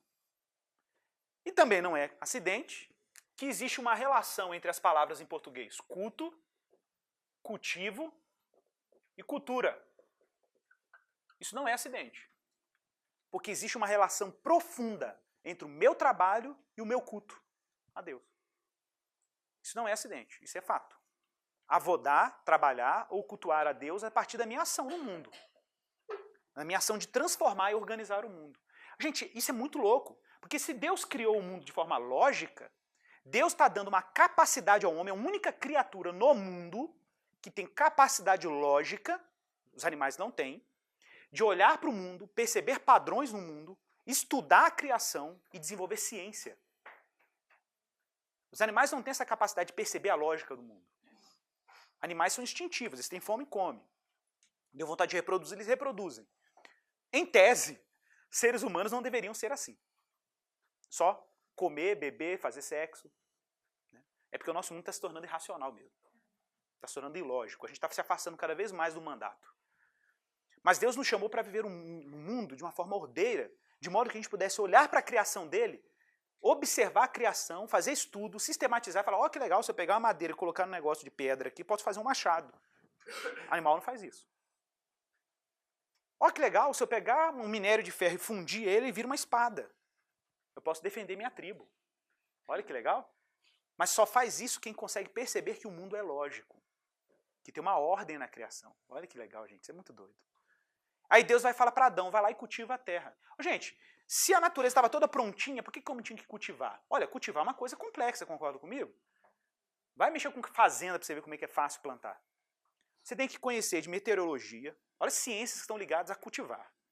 Tem que observar o tempo, o ciclo do tempo. Olha que interessante, quando está a lua cheia, não sei o quê, blá, blá, blá. Você tem que saber observar isso tudo. Olha, em tantos dias acontece chuva, tanto tempo acontece frio, tanto tempo tem verão. Você tem que conhecer a ciência biológica, conhecer meteorologia, conhecer a ciência natural. Você tem que saber como é que a semente se comporta na terra quando você semeia ela. Tem que saber qual tipo de terra, como se aduba, como é que você irriga a terra. Então, cultivar o jardim, gente, era o quê? Era uma ciência básica, era um mandato cultural na sua forma mais básica. Só que a partir do momento que o homem vai desenvolvendo o conhecimento sobre o mundo ao longo da história, nós vamos criando tecnologias mais sofisticadas. Ao ponto de a gente ter um celular, um notebook, um projetor hoje. Mas para chegar a um projetor, teve uma longa história de quê? De compreensão lógica dos recursos naturais que estão presentes no mundo. Não é louco isso, gente? Não é interessante? De alguma forma, os homens se sentem vocacionados a fazer o mandato cultural. A questão é para quem eles vão fazer isso. Essa que é a diferença. Porque originalmente a ordem divina para o mandato cultural era uma ordem para a glória dele. Trabalhar para a glória de Deus. Mas os homens não estão, em sua maioria, trabalhando para a glória de Deus. Mas o mandato cultural, o mandato social, eles são, e até o religioso, eles são quase que inevitáveis. Eu brinco, né? Até um ateu, gente, ele não consegue ser, ele é religiosamente ateu. O ateu tem que fazer um esforço religioso para negar a existência de Deus. Louco isso. Ele pode até falar assim, Deus não existe, mas ele tem que confiar em alguma coisa. Como a gente fala, a fé é radical. Ninguém vive sem fé, gente. Ou você vai ter fé em Deus, ou você vai ter fé num ídolo. Não tem jeito. Um homem, para ele acordar de manhã e ter o mínimo de segurança existencial, ele vai ter que entrar no ônibus e acreditar que tiveram engenheiros competentes, tecnologia suficiente para ele entrar no ônibus, ou estatística, para ele chegar inteiro no destino dele. Isso é fé. Porque você não tem conhecimento de como aquele ônibus está, ué. Você não tem nem ciência para saber como aquele ônibus funciona. Por que você entrou no ônibus tranquilo? Porque você confiou nos engenheiros. Você confiou na lei. Confiou na fiscalização. Você nem sabe se fiscalizar. Talvez aquele caminhão está quase com a roda soltando e você entrou nele no ônibus. Mas você entrou que, estatisticamente, a maioria dos ônibus a roda não soltou. Então você confiou. Você deu um salto de fé. Mesmo sabendo que de vez em quando um ônibus solta a roda. E de vez em quando um avião indo para a França, igual da Air France, cai dentro do oceano. Mas você confiou. Você acha que todo mundo entrou naquele avião achando que ia cair no meio do caminho? Jamais. A fé é radical, gente. A fé é inevitável. Então pensa nisso. Pensa que Deus deu uma ordem para o homem ser culturalmente ativo. Deus deu uma ordem para a gente cultivar o jardim. Deus deu uma ordem para a gente transformar a natureza. Para a gente transformar o meio que a gente vive. Criar casa, criar tecnologia, criar recursos, criar soluções para a ordem do mundo. Deus deu para a gente um poder criativo que nenhum animal tem. Só que esse poder, gente, implica a frase do tio Parker do tio Ben pro Peter Parker. Né? Grandes poderes exigem grandes responsabilidades. Então aí não tem jeito. Né? Quem já viu Homem-Aranha aí? Tem um monte de já viu Homem-Aranha. Então temos nerds entre nós. Ô, gente, trabalhar é de alguma forma cultuar a Deus. Agora, o problema é ou você vai fazer isso para a glória de Deus ou para a glória de um ídolo.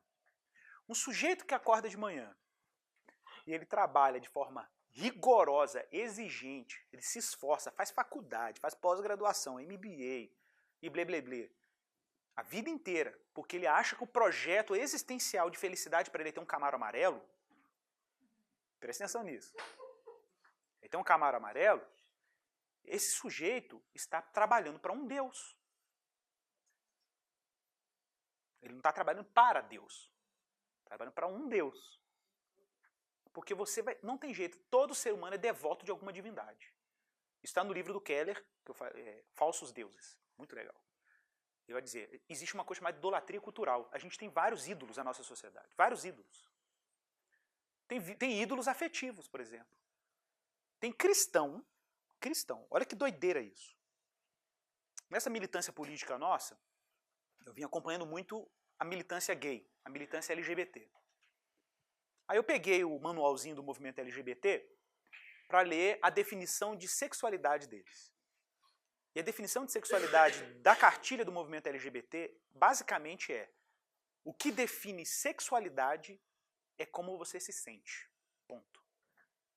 Isso define sexualidade. Aí eu fiquei olhando aquela frase, que interessante.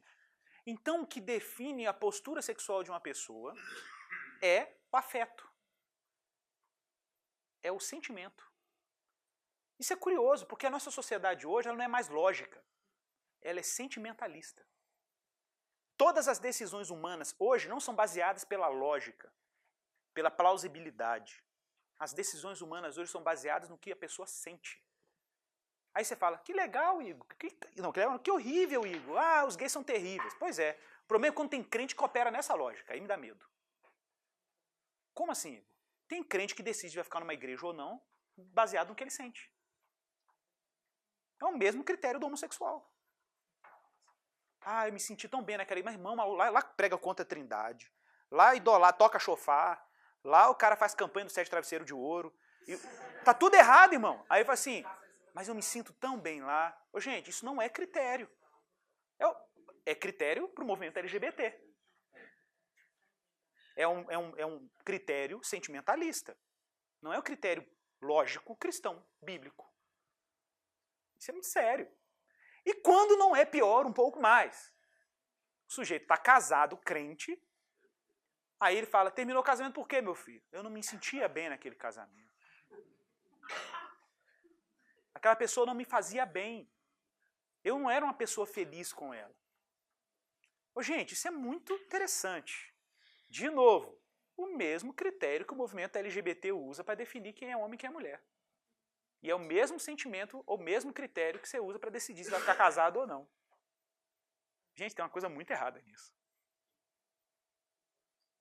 Por que tem uma coisa muito errada? Porque o núcleo da obediência cristã não é o que você sente. O núcleo da obediência cristã é o pacto que você firmou. O cristão se relaciona com a vida de forma pactual. Um pacto que foi firmado com uma palavra. Esse é o critério. Gente, tem pequenas exceções. Mas eu não estou falando das exceções, estou falando da regra. A regra é essa. A minha postura diante do meu chamado, diante da minha vida, diante da minha vocação, não é baseado no que eu sinto.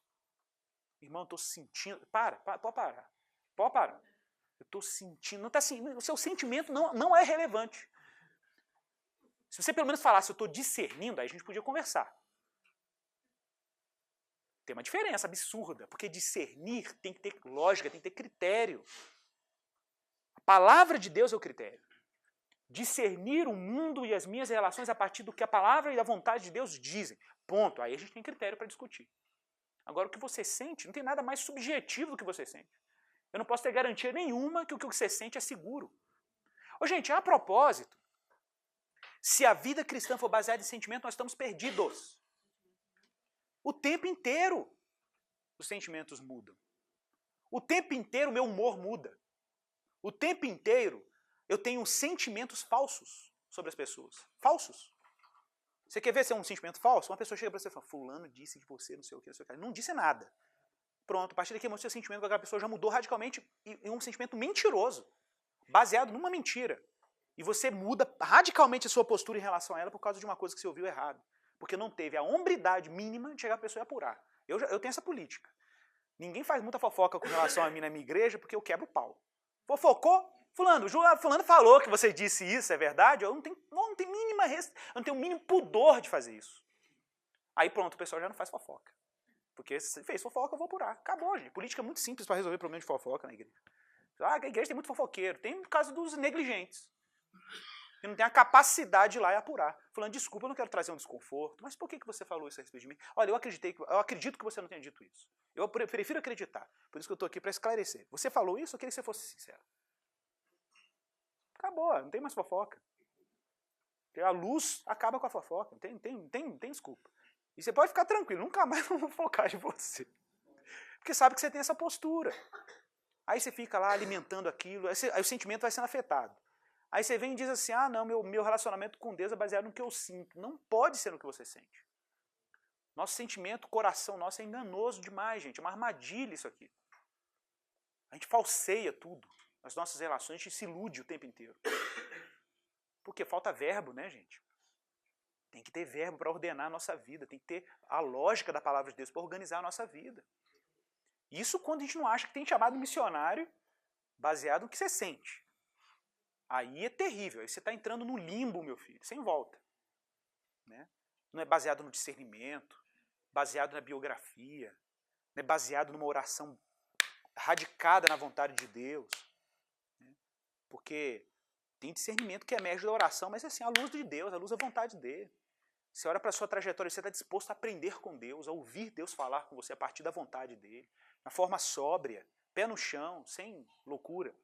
Né? Porque você reconhece que Deus é o Senhor do mundo, que Deus é ordeiro. Deus é ordeiro. Isso traz segurança para a nossa tarefa missionária. Isso traz sobriedade para a nossa tarefa. A gente não fica se aventurando, brincando videogame da fé, não. É Deus que está lá, gente. A missão é de Deus. A gente reconhece isso nele e vai embora. Deus nos deu uma ordem. Vamos cultivar, gente. Vamos trabalhar para o Senhor. Vamos organizar a vida para o Senhor. A minha vida não pode ser baseada no puro sentimentalismo. Em puro sentimentalismo. Não, eu vou trabalhar para a glória de Deus. Vou fazer o que Deus mandou fazer. Vou obrar para a glória dele. Ô Igor, será que Deus me chamou para ser cientista? Pode ser. Pode ser. Será que Deus me chamou para ser político? Pode ser. A propósito, a gente está precisando. Será que Deus me chamou para ser um educador numa escola pública? E fazer uma educação, mobilizar a minha escola para a gente fazer um projeto educacional, um modelo para o bairro? Pode ser, mas às vezes vai ser, sabe o quê? Você vai ser um excelente professor. Só isso. E tudo isso. Porque a gente não tem excelentes professores demais, não. Tem muito isso, não. Deus te deu uma ordem. Vamos cumprir a ordem. Gente, se Deus colocou uma ordem no mundo, o mundo de Deus tem uma estrutura de justiça. O que é essa estrutura de justiça? O mundo de Deus é justamente organizado. Mas para você entender justiça, você tem que recorrer à linguagem bíblica de justiça. A palavra tzedek. Tzedek, em hebraico, é justiça. Mas olha a tradução lá. Justiça é posição correta. Posição correta. Existe uma posição que Deus estabeleceu para cada criatura dele no mundo. Uma posição pré-estabelecida. Existe a posição para cada pássaro, a posição para cada ser humano. Posição não é lugar físico. Posição é uma posição relacional. Existe uma forma de se relacionar com Deus e com o mundo que é determinado pela palavra dele. Tudo que está fora dessa ordem é injusto. Ou para usar uma expressão bíblica, é iniquidade. Iniquidade, gente, é tudo aquilo que está fora da posição que Deus determinou. Isso é iniquidade. Simples assim. O que é uma pessoa justa em termos bíblicos? É aquela que está na posição correta. Que está no lugar e na posição que Deus determinou pela palavra dele. Está na ordem. Ele vive dentro da ordem. Então o mundo de Deus é justo no seu funcionamento. Mas nós somos rebeldes e iníquos. Nós escolhemos viver fora dos domínios da ordem de Deus e da palavra dele. Obviamente, vai haver iniquidade. Vai haver injustiça. Existe um conceito muito legal dos pais da igreja. Eles chamavam essa ordem da criação de vegetais, animais, leis atmosféricas, fenômenos naturais, evaporação, temperatura de ebulição. Tem uma ordem lógica no mundo, muito rica. Ele chamava essa ordem lógica do mundo de ordocriationes. É uma expressão do Irineu de Lyon, do II século, um pai da igreja importantíssimo. Vale a pena vocês lerem os 3 últimos livros dele. Foi escrito lá no ano 100 e alguma coisa. Irineu de Lyon, ele era da linhagem de João Apóstolo, era João, Policarpo e ele. Adoro Irineu. Principalmente o livro dele Contra as Heresias, os 3 últimos livros, que é um livro de missão. Eu falo que é um livro de missão cristã. E, definitivamente. O último livro da coleção, porque Contra as Heresias, gente, é o nome que se dá para uma coleção de 4 livros. Os 2 últimos livros do Irineu são arrasadores para mim. Arrasadores. Porque eles tocam justamente nessa coisa da missão e de como que a encarnação de Jesus tem relação com a nossa tarefa. De como Deus ordenou o mundo. Existe uma ordem na criação, ordo creationis. Deus ordenou a criação dele de forma lógica, o verbo ordenou a criação. Por isso que eu fico tão bravo quando escuto esses papos. Jesus vai voltar e vai queimar tudo em fogo? Deixa o pau quebrar. O que é isso, gente? Estão vendo aqui a coisa magnífica. Deus criou o mundo assim. Você vai botar fogo no evangelista mais antigo do mundo. Vai botar fogo no missionário mais antigo. Pera aí, meu filho. Você tem uma missão no mundo. A propósito, não sei se ainda existem missões transmundiais, ou intergalácticas, né? Elas são aqui. Existe um filósofo cristão muito importante, chamado Herman Dooyeweerd. Esses nomes grandes, sim, geralmente são nomes holandeses, e ele era holandês. E o Herman Dooyeweerd chamava, o que os pais da igreja chamavam de ordo creationis, a ordem da criação, chamava de cosmonomia. Cosmonomia em grego quer dizer nomos, quer dizer lei. Cosmos, mundo. A lei do mundo. Ou como o mundo está organizado. Deus estabeleceu uma ordem cosmonômica. Existe uma ordem lógica em que a lei de Deus organiza tudo no mundo que ele criou. Isso é um conceito importante. Lembra disso, a criação de Deus está ordenada, está organizada de acordo com a palavra dele. Mas aí Deus, quando criou o homem pela palavra, quando Deus criou o homem como imagem dele, e Deus ordenou ao homem os 3 mandatos, e eu quero destacar o cultural, ele colocou o homem num mundo justo, em que as relações entre os seres humanos eram corretas, porque Deus colocou tudo na posição correta. Deus também criou o homem alma vivente. Tem um erro aí no hebraico, isso não é relevante, mas porque senão depois alguém, um especialista me pega aí na gravação e depois, tá faltando um iud aqui, ó. Essa palavra, ó, tô escrevendo na parede. Eu achei que tava no quadro. Pichador. Já escreveu lá. Raim. Raim em hebraico, gente, é com 2 iuds, tá? Porque lá só tem um. Raim em hebraico é vida. Só que a gente ouve essa palavra na Bíblia, vida. Doideira, né? Você vê essa palavra vida na Bíblia, você acha que vida é o quê? Vida biológica? Olha, gente, isso é interessante. Se você perguntar para um biólogo assim, o que é a vida? O que ele vai te responder? Um biólogo. Uma definição grosseira. A vida é nascer, crescer, se multiplicar e morrer. Explicação biológica. Claro, gente, dependendo da corrente da biologia, vai ter várias explicações. Mas estou falando isso bem grosseiramente.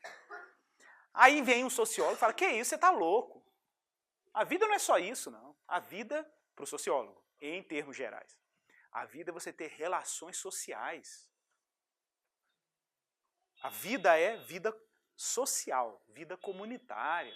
Isso é a vida. Se você não tiver vínculos sociais, você não vive. Não adianta você comer, nascer, você tem que ter uma vida social. Isso é a vida. Aí vem um psicólogo e fala, vocês dois estão enganados. A vida não é nada disso. A vida é você ter estabilidade psicoafetiva. Seus afetos precisam estar equilibrados, você precisa ter uma vida emocional estável. Isso é vida. Isso é o psicólogo falando. Aí o economista vai entrar na conversa, para todo mundo aí com essa baderna. A vida não é nada disso que vocês estão falando. A vida é você ter recursos materiais suficientes para a sobrevivência. Isso é o economista falando o que é a vida. Não é louco? Aí, de repente, chega um químico, um físico, ele também vai dar a explicação dele. Não, a vida é equilíbrio da matéria. É um equilíbrio energético da matéria. Seria a explicação de um físico. Né? E aí, cada campo de conhecimento, gente, vai querer dar uma explicação sobre o que é a vida humana. Aí a minha pergunta é, gente, mas, Igor, qual deles que estão certos? Todos estão relativamente certos e todos estão relativamente errados. Por quê? Não vou escrever lá, eu prometo.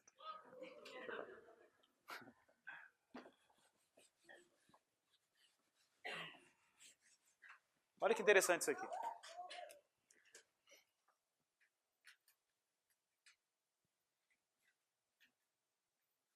Parece um sol, não parece? Bom, uma tentativa, um projeto de sol. Gente, imagina que isso aqui é toda a complexidade da vida humana. Toda a complexidade. A vida humana tem um aspecto dela que é biológico. Concorda? Tem um aspecto da vida humana que é econômico, que não é de ecologia, não, tá econômico. Tem um aspecto da vida humana que é psicológico. Vou usar o símbolo do psi, da psicologia aqui. Tem um aspecto da vida humana, olha que interessante, que é, qual outro que eu falei? Sociológico, cultural. O antropólogo podia falar, né? A vida humana é cultura. A vida humana é só cultura. Né? Tem uma dimensão da vida humana que é física, no sentido da física científica, sim. Tem um sentido que é. E a gente vai vendo, ó, tem uma dimensão que é política, a gente poderia botar um monte de coisa aqui, né? Agora, veja que interessante. Isso aqui, gente, é importantíssimo. Isso é a vida humana. A vida humana é esse monte de aspecto aqui. Qual é o problema da ciência moderna? Que, em geral, a ciência moderna tende a dizer que a vida humana é apenas um aspecto desses. Isso se chama reducionismo. O nome disso é reducionismo. Reducionismo é todas as vezes que eu quero reduzir a vida humana a apenas um aspecto dela. Mas sabe qual é o nome que a Bíblia dá para isso aqui? Idolatria. O que é idolatria? É um sujeito que acorda de manhã e ele comprou o projeto biológico de vida. A vida humana é crescer, nascer, multiplicar e morrer. Ou o sujeito que acordou de manhã e comprou o projeto econômico de vida. É ter o Camaro amarelo. Ou o sujeito que acordou de manhã e comprou o projeto emocionalista do movimento LGBT, e aí descobriu que não, vida humana é fazer o que eu sinto, o que eu desejo. Olha que doido, gente. Ou o sujeito que acordou de manhã, por exemplo, e falou, não, o negócio é a gente fazer revolução política, derrubar a burguesia, luta de classe, e blé, blé, blé. Ou então, para outro polo, não, vamos afirmar a livre iniciativa, a autonomia dos indivíduos. Aí é mais para o liberalismo, né, político. Não sei, depende. Se você for da sociologia, uma abordagem mais cultural, você vai ter seu reducionismo também. Gente, isso aqui são todos aspectos legítimos que Deus criou do mundo dele. Todos são aspectos legítimos. O que não é legítimo? Às vezes a forma como o homem se relaciona com esses aspectos. E por que o homem se relaciona de forma tão idólatra com esses aspectos da vida humana? Por que será? Por causa da queda, gente. Porque quando houve a queda, o ser humano ignorou Deus. Quando ele tira Deus do cenário, só resta para ele o quê? Esses aspectos. Então ele tem que escolher um deles para adotar como um Deus para ele. Porque ele não vive sem Deus. Ele não vive sem um projeto que dê sentido para a vida dele. Então ele vai ter que adotar um desses aspectos aqui. Ele vai falar, eu quero comprar esse aspecto aqui, vou dedicar minha energia, minha vida para isso. Isso se chama idolatria. Ele transformou criatura em criador. Está lá em Romanos capítulo 1. Ô, gente, tudo bem, hoje a gente no Ocidente a gente não adora muito Baal, Astarote, poste ídolo, isso tem muito hoje não. Mas os ídolos estão lá ainda. A idolatria continua sendo uma grande tentação, inclusive para cristãos. Então às vezes você fica lá batendo no irmão católico, ô irmão, você não pode ficar adorando a Maria aí, não sei o quê, blé, blé, blé, mas você está lá no Camaro Amarelo, fazendo o culto do Camaro Amarelo. Está fazendo o culto lá da Mercedes-Benz. Você está comprando todo o discurso de poder financeiro que está por aí. É idolatria, de qualquer forma. É mamon. É mamon, é o Deus da fortuna, da riqueza. Então, observe, a idolatria continua sendo a grande tentação humana. Não deixou de ser. Muita gente podia alegar assim, nossa, eu fico vendo aqueles Israel, os juízes, o povo idolatrava com uma facilidade. Por que o povo era tão burro? É burro igual a gente é. A gente vive nessa tentação da idolatria. O sucesso, né, gente? O sucesso ministerial. Todo mundo quer ser estrela gospel.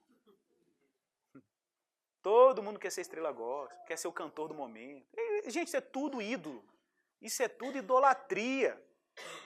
Isso tudo é banalidade, isso é fútil. Eu vou até ser muito sincero para vocês. Os grandes heróis da fé que eu conheço estão no anonimato, já para avisar os navegantes. Os heróis da fé que eu conheci lá em Moçambique, pegando 8 malárias, pregando o evangelho numa tribo que ninguém nunca ouviu falar.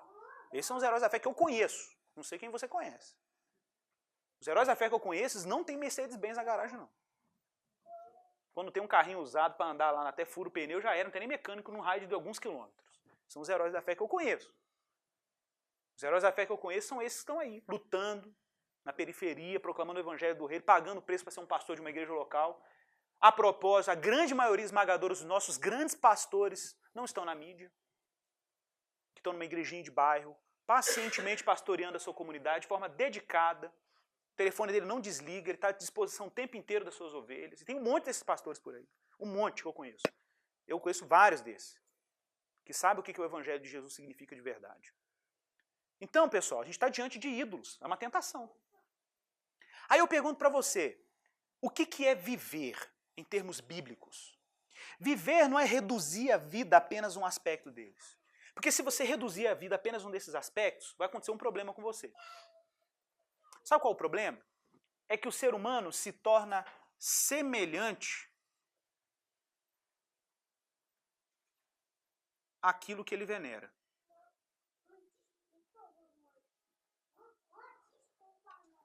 Não tem jeito, Salmo 115, lembra? Tem olhos, mas não veem, tem boca, mas não falam, tem ouvido, mas não ouvem, mas se tornam semelhantes a eles, os que o fazem e o adoram. E sabe qual é o problema do ídolo? O ídolo sempre é menor do que você. Sempre é menor do que você. Então, se eu venero uma coisa que é menor do que eu vou me tornar menor do que aquilo que Deus planejou para eu ser. O ídolo sempre te reduz. Ó, reducionismo. O ídolo sempre te diminui. Você foi criado para ser imagem de Deus, o ídolo te diminui. O ídolo te achata. Ele é tirano, tá, gente? Os ídolos são tiranos. Tem um preço para você desfrutar dos bens que o ídolo te oferece. E o problema é que muitas vezes o ídolo quebra. E quando o ídolo quebra, você quebra junto com ele. Quando o ídolo te frustrar, a sua vida vai acabar junto com o ídolo. Ué, então como é que eu me torno humano de verdade? Como eu me torno imagem e semelhança de Deus de verdade? Venere a Deus. Porque ele é maior do que você. Ele não é menor do que você. Ele é maior do que você. E se ele é maior do que você, ele vai te puxar para a dignidade que ele planejou, que é ser a imagem dele. Qual é o problema? O problema é que fomos criados à imagem de Deus, mas nós queremos criar um Deus à nossa imagem e semelhança. Olha a sutileza dessa frase. Nós queremos criar um Deus à nossa imagem e semelhança. Esse é o ídolo. Não é o Deus de verdade. Tem um monte de... Quem já conheceu gente frustrada com Deus aí? Levanta a mão aí. Pois é. Já avise para os seus amigos que vocês conheceram estão frustrados com Deus, que eles se frustraram com outro Deus. 80% ou 90% das pessoas que eu conheço, para não dizer 100% porque eu quero ter uma margem de segurança, não se decepcionaram com Deus. Se decepcionaram com um Deus que eles inventaram. Um Deus que foi criado à imagem e semelhança deles. A imagem e semelhança das expectativas deles. A propósito, o evangelho é arrasador, né, gente? A primeira coisa que o evangelho vai fazer com você, né, não é para você aprender a cantar aquela música que o melhor de Deus ainda está por vir. Porque o melhor de Deus já veio há 2000 anos atrás, se chama Jesus Cristo. Não tem mais nada para vir, não. Acabou. Está tudo consumado. Está tudo consumado na cruz do Calvário. E tudo que vai vir de bom daqui para frente só veio porque o melhor já veio há 2000 anos atrás. Que é o novo céu e a nova terra, que ainda está longe de ser o que Jesus é. Mas procede dele. Nasce de Jesus. Está consumado nele. É só uma questão de tempo. Mas pense nisso. Pense que Jesus é o melhor que Deus podia mandar. Não tem outra coisa. Não tem competição com ele, não. Agora, se você quiser um evangelho de pelúcia, um evangelho fofinho, aí você vai ter que parar de orar o Pai Nosso.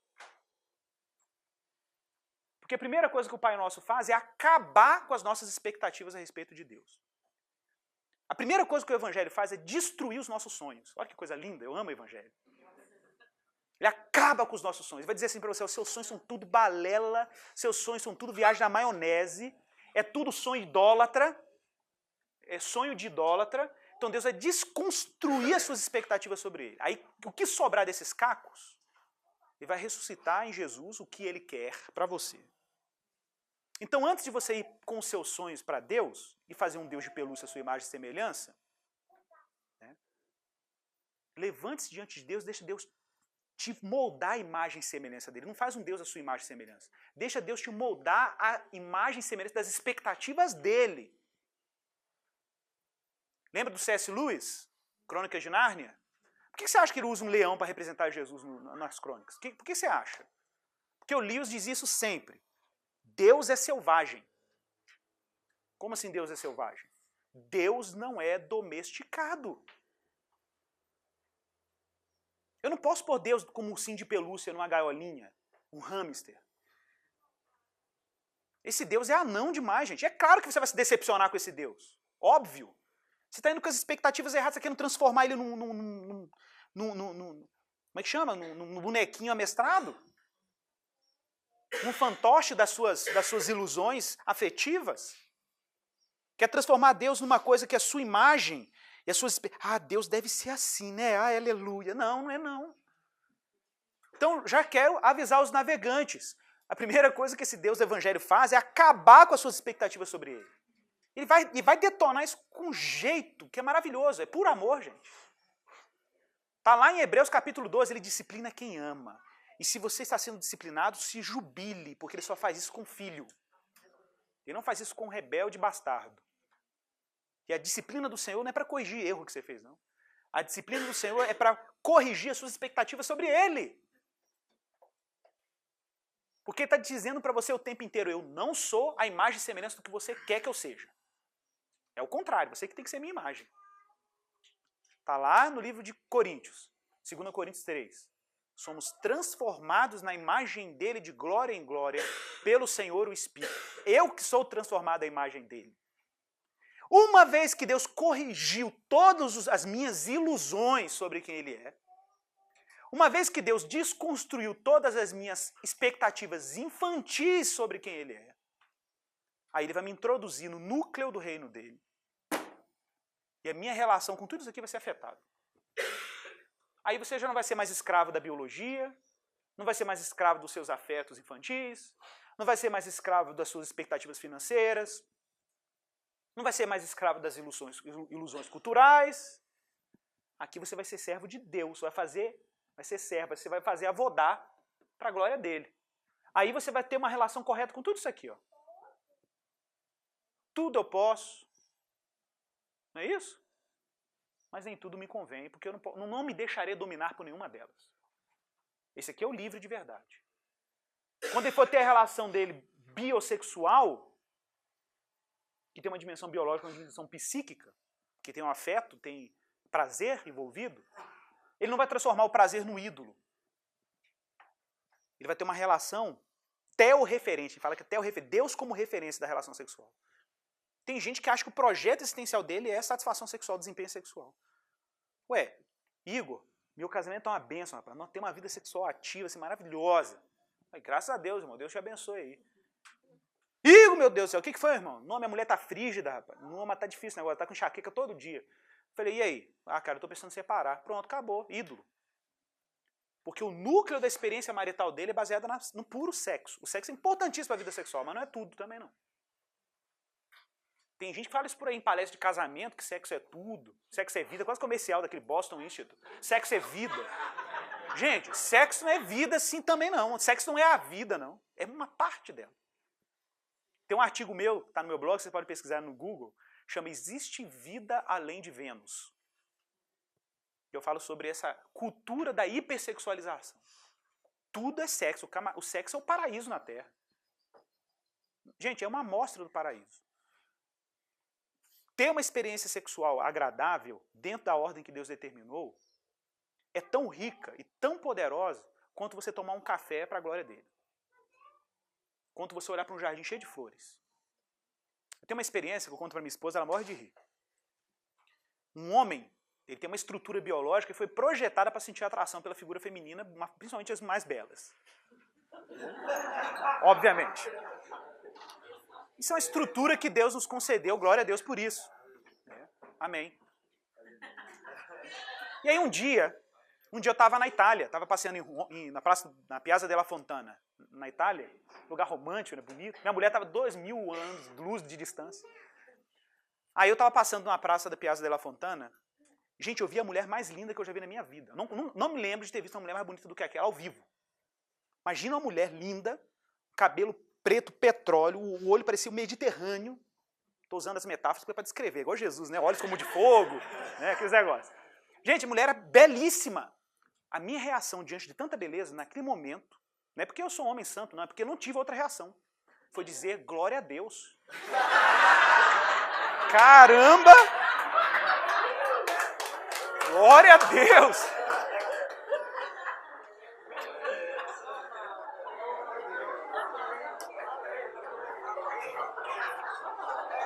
Normal, não é? Ô, gente, vem cá. Qual outra reação que vocês acham que eu deveria ter naquele momento? Gente, Deus exibe a glória dele na beleza de uma mulher singular. Eu só tenho uma reação, igual você vê uma flor quando brilha, abre uma margarida, abre no seu jardim, um tucano que eu vi, uma vez quando passa um tucano na janela do meu apartamento, eu falo, glória a Deus, porque é Deus se exibindo. É a glória de Deus se exibindo. Mas quando você tem uma vida que é pautada num reducionismo sexual, psicobiológico, e você acha que a vida é só isso, você vai ter uma relação com a beleza toda corrompida. Você vai ter uma relação com a beleza completamente manchada pelo pecado. Isso é muito sério. Isso é muito sério. Então, o que eu estou chamando a atenção de vocês é que a nossa relação com o mundo, ela fica distorcida se a gente se posicionar de forma errada no mundo. Por que Adão e Eva viram que estavam nus e tiveram vergonha depois da queda? Porque a posição que era correta não era mais a posição. Se você muda de posição no mundo que Deus, no lugar que Deus estabeleceu, sua relação com o mundo vai ser toda bagunçada, gente. Se você mudar de postura, você vai errar o alvo, por isso que pecado é errar o alvo. Você vai errar o alvo, porque Deus não te designou para aquilo. Deus não nos designou para tratar todas as mulheres indistintamente como objetos sexuais. Deus não me criou como homem para fazer isso. Para reproduzir esse tipo de violência, porque é um tipo de violência. Violência quer dizer violação. Violação é tudo aquilo que infringe a dignidade de alguma coisa. A mulher tem uma dignidade e ela tem que ser tratada dentro dessa dignidade. Isso é mandamento divino. A gente não pode brincar com essas coisas. O nosso mundo hoje é um mundo sexista. O nosso mundo hoje é um mundo abusivo, erotizado. Gente, isso é simplesmente a profanação de um jardim sagrado que se chama sexualidade. Jardim sagrado. Sacralizado pela palavra de Deus. E é engraçado como a gente lida com sexualidade, né? Existe um elemento aí de humor que entra nessa história. É engraçado, a gente ri, acha engraçado. Mas isso é uma coisa que pode ser um sintoma. O sintoma de que ainda existe algum ruído na nossa forma de lidar com sexualidade. Na nossa forma de lidar com beleza. Na nossa forma de lidar, gente, com o mundo que Deus nos colocou. Por quê? Porque ainda falta ter um Deus como referência da nossa relação com o mundo. De como me relacionar com a cultura, com a política, com a física, com a economia e por aí vai. Igor, então o que é a vida em termo bíblico? A vida é integral. Tem um psicólogo aqui em Belo Horizonte, né, um picareta de marca maior, por favor, pode isso na internet, não vou falar, então pode deixar que eu não vou falar o nome dele não. Picaretaço, mas não vou falar o nome dele não. Aí dá umas entrevistas assim, na televisão, né, e nem é psicólogo, ele se diz psicólogo. O pessoal acha que ele é também.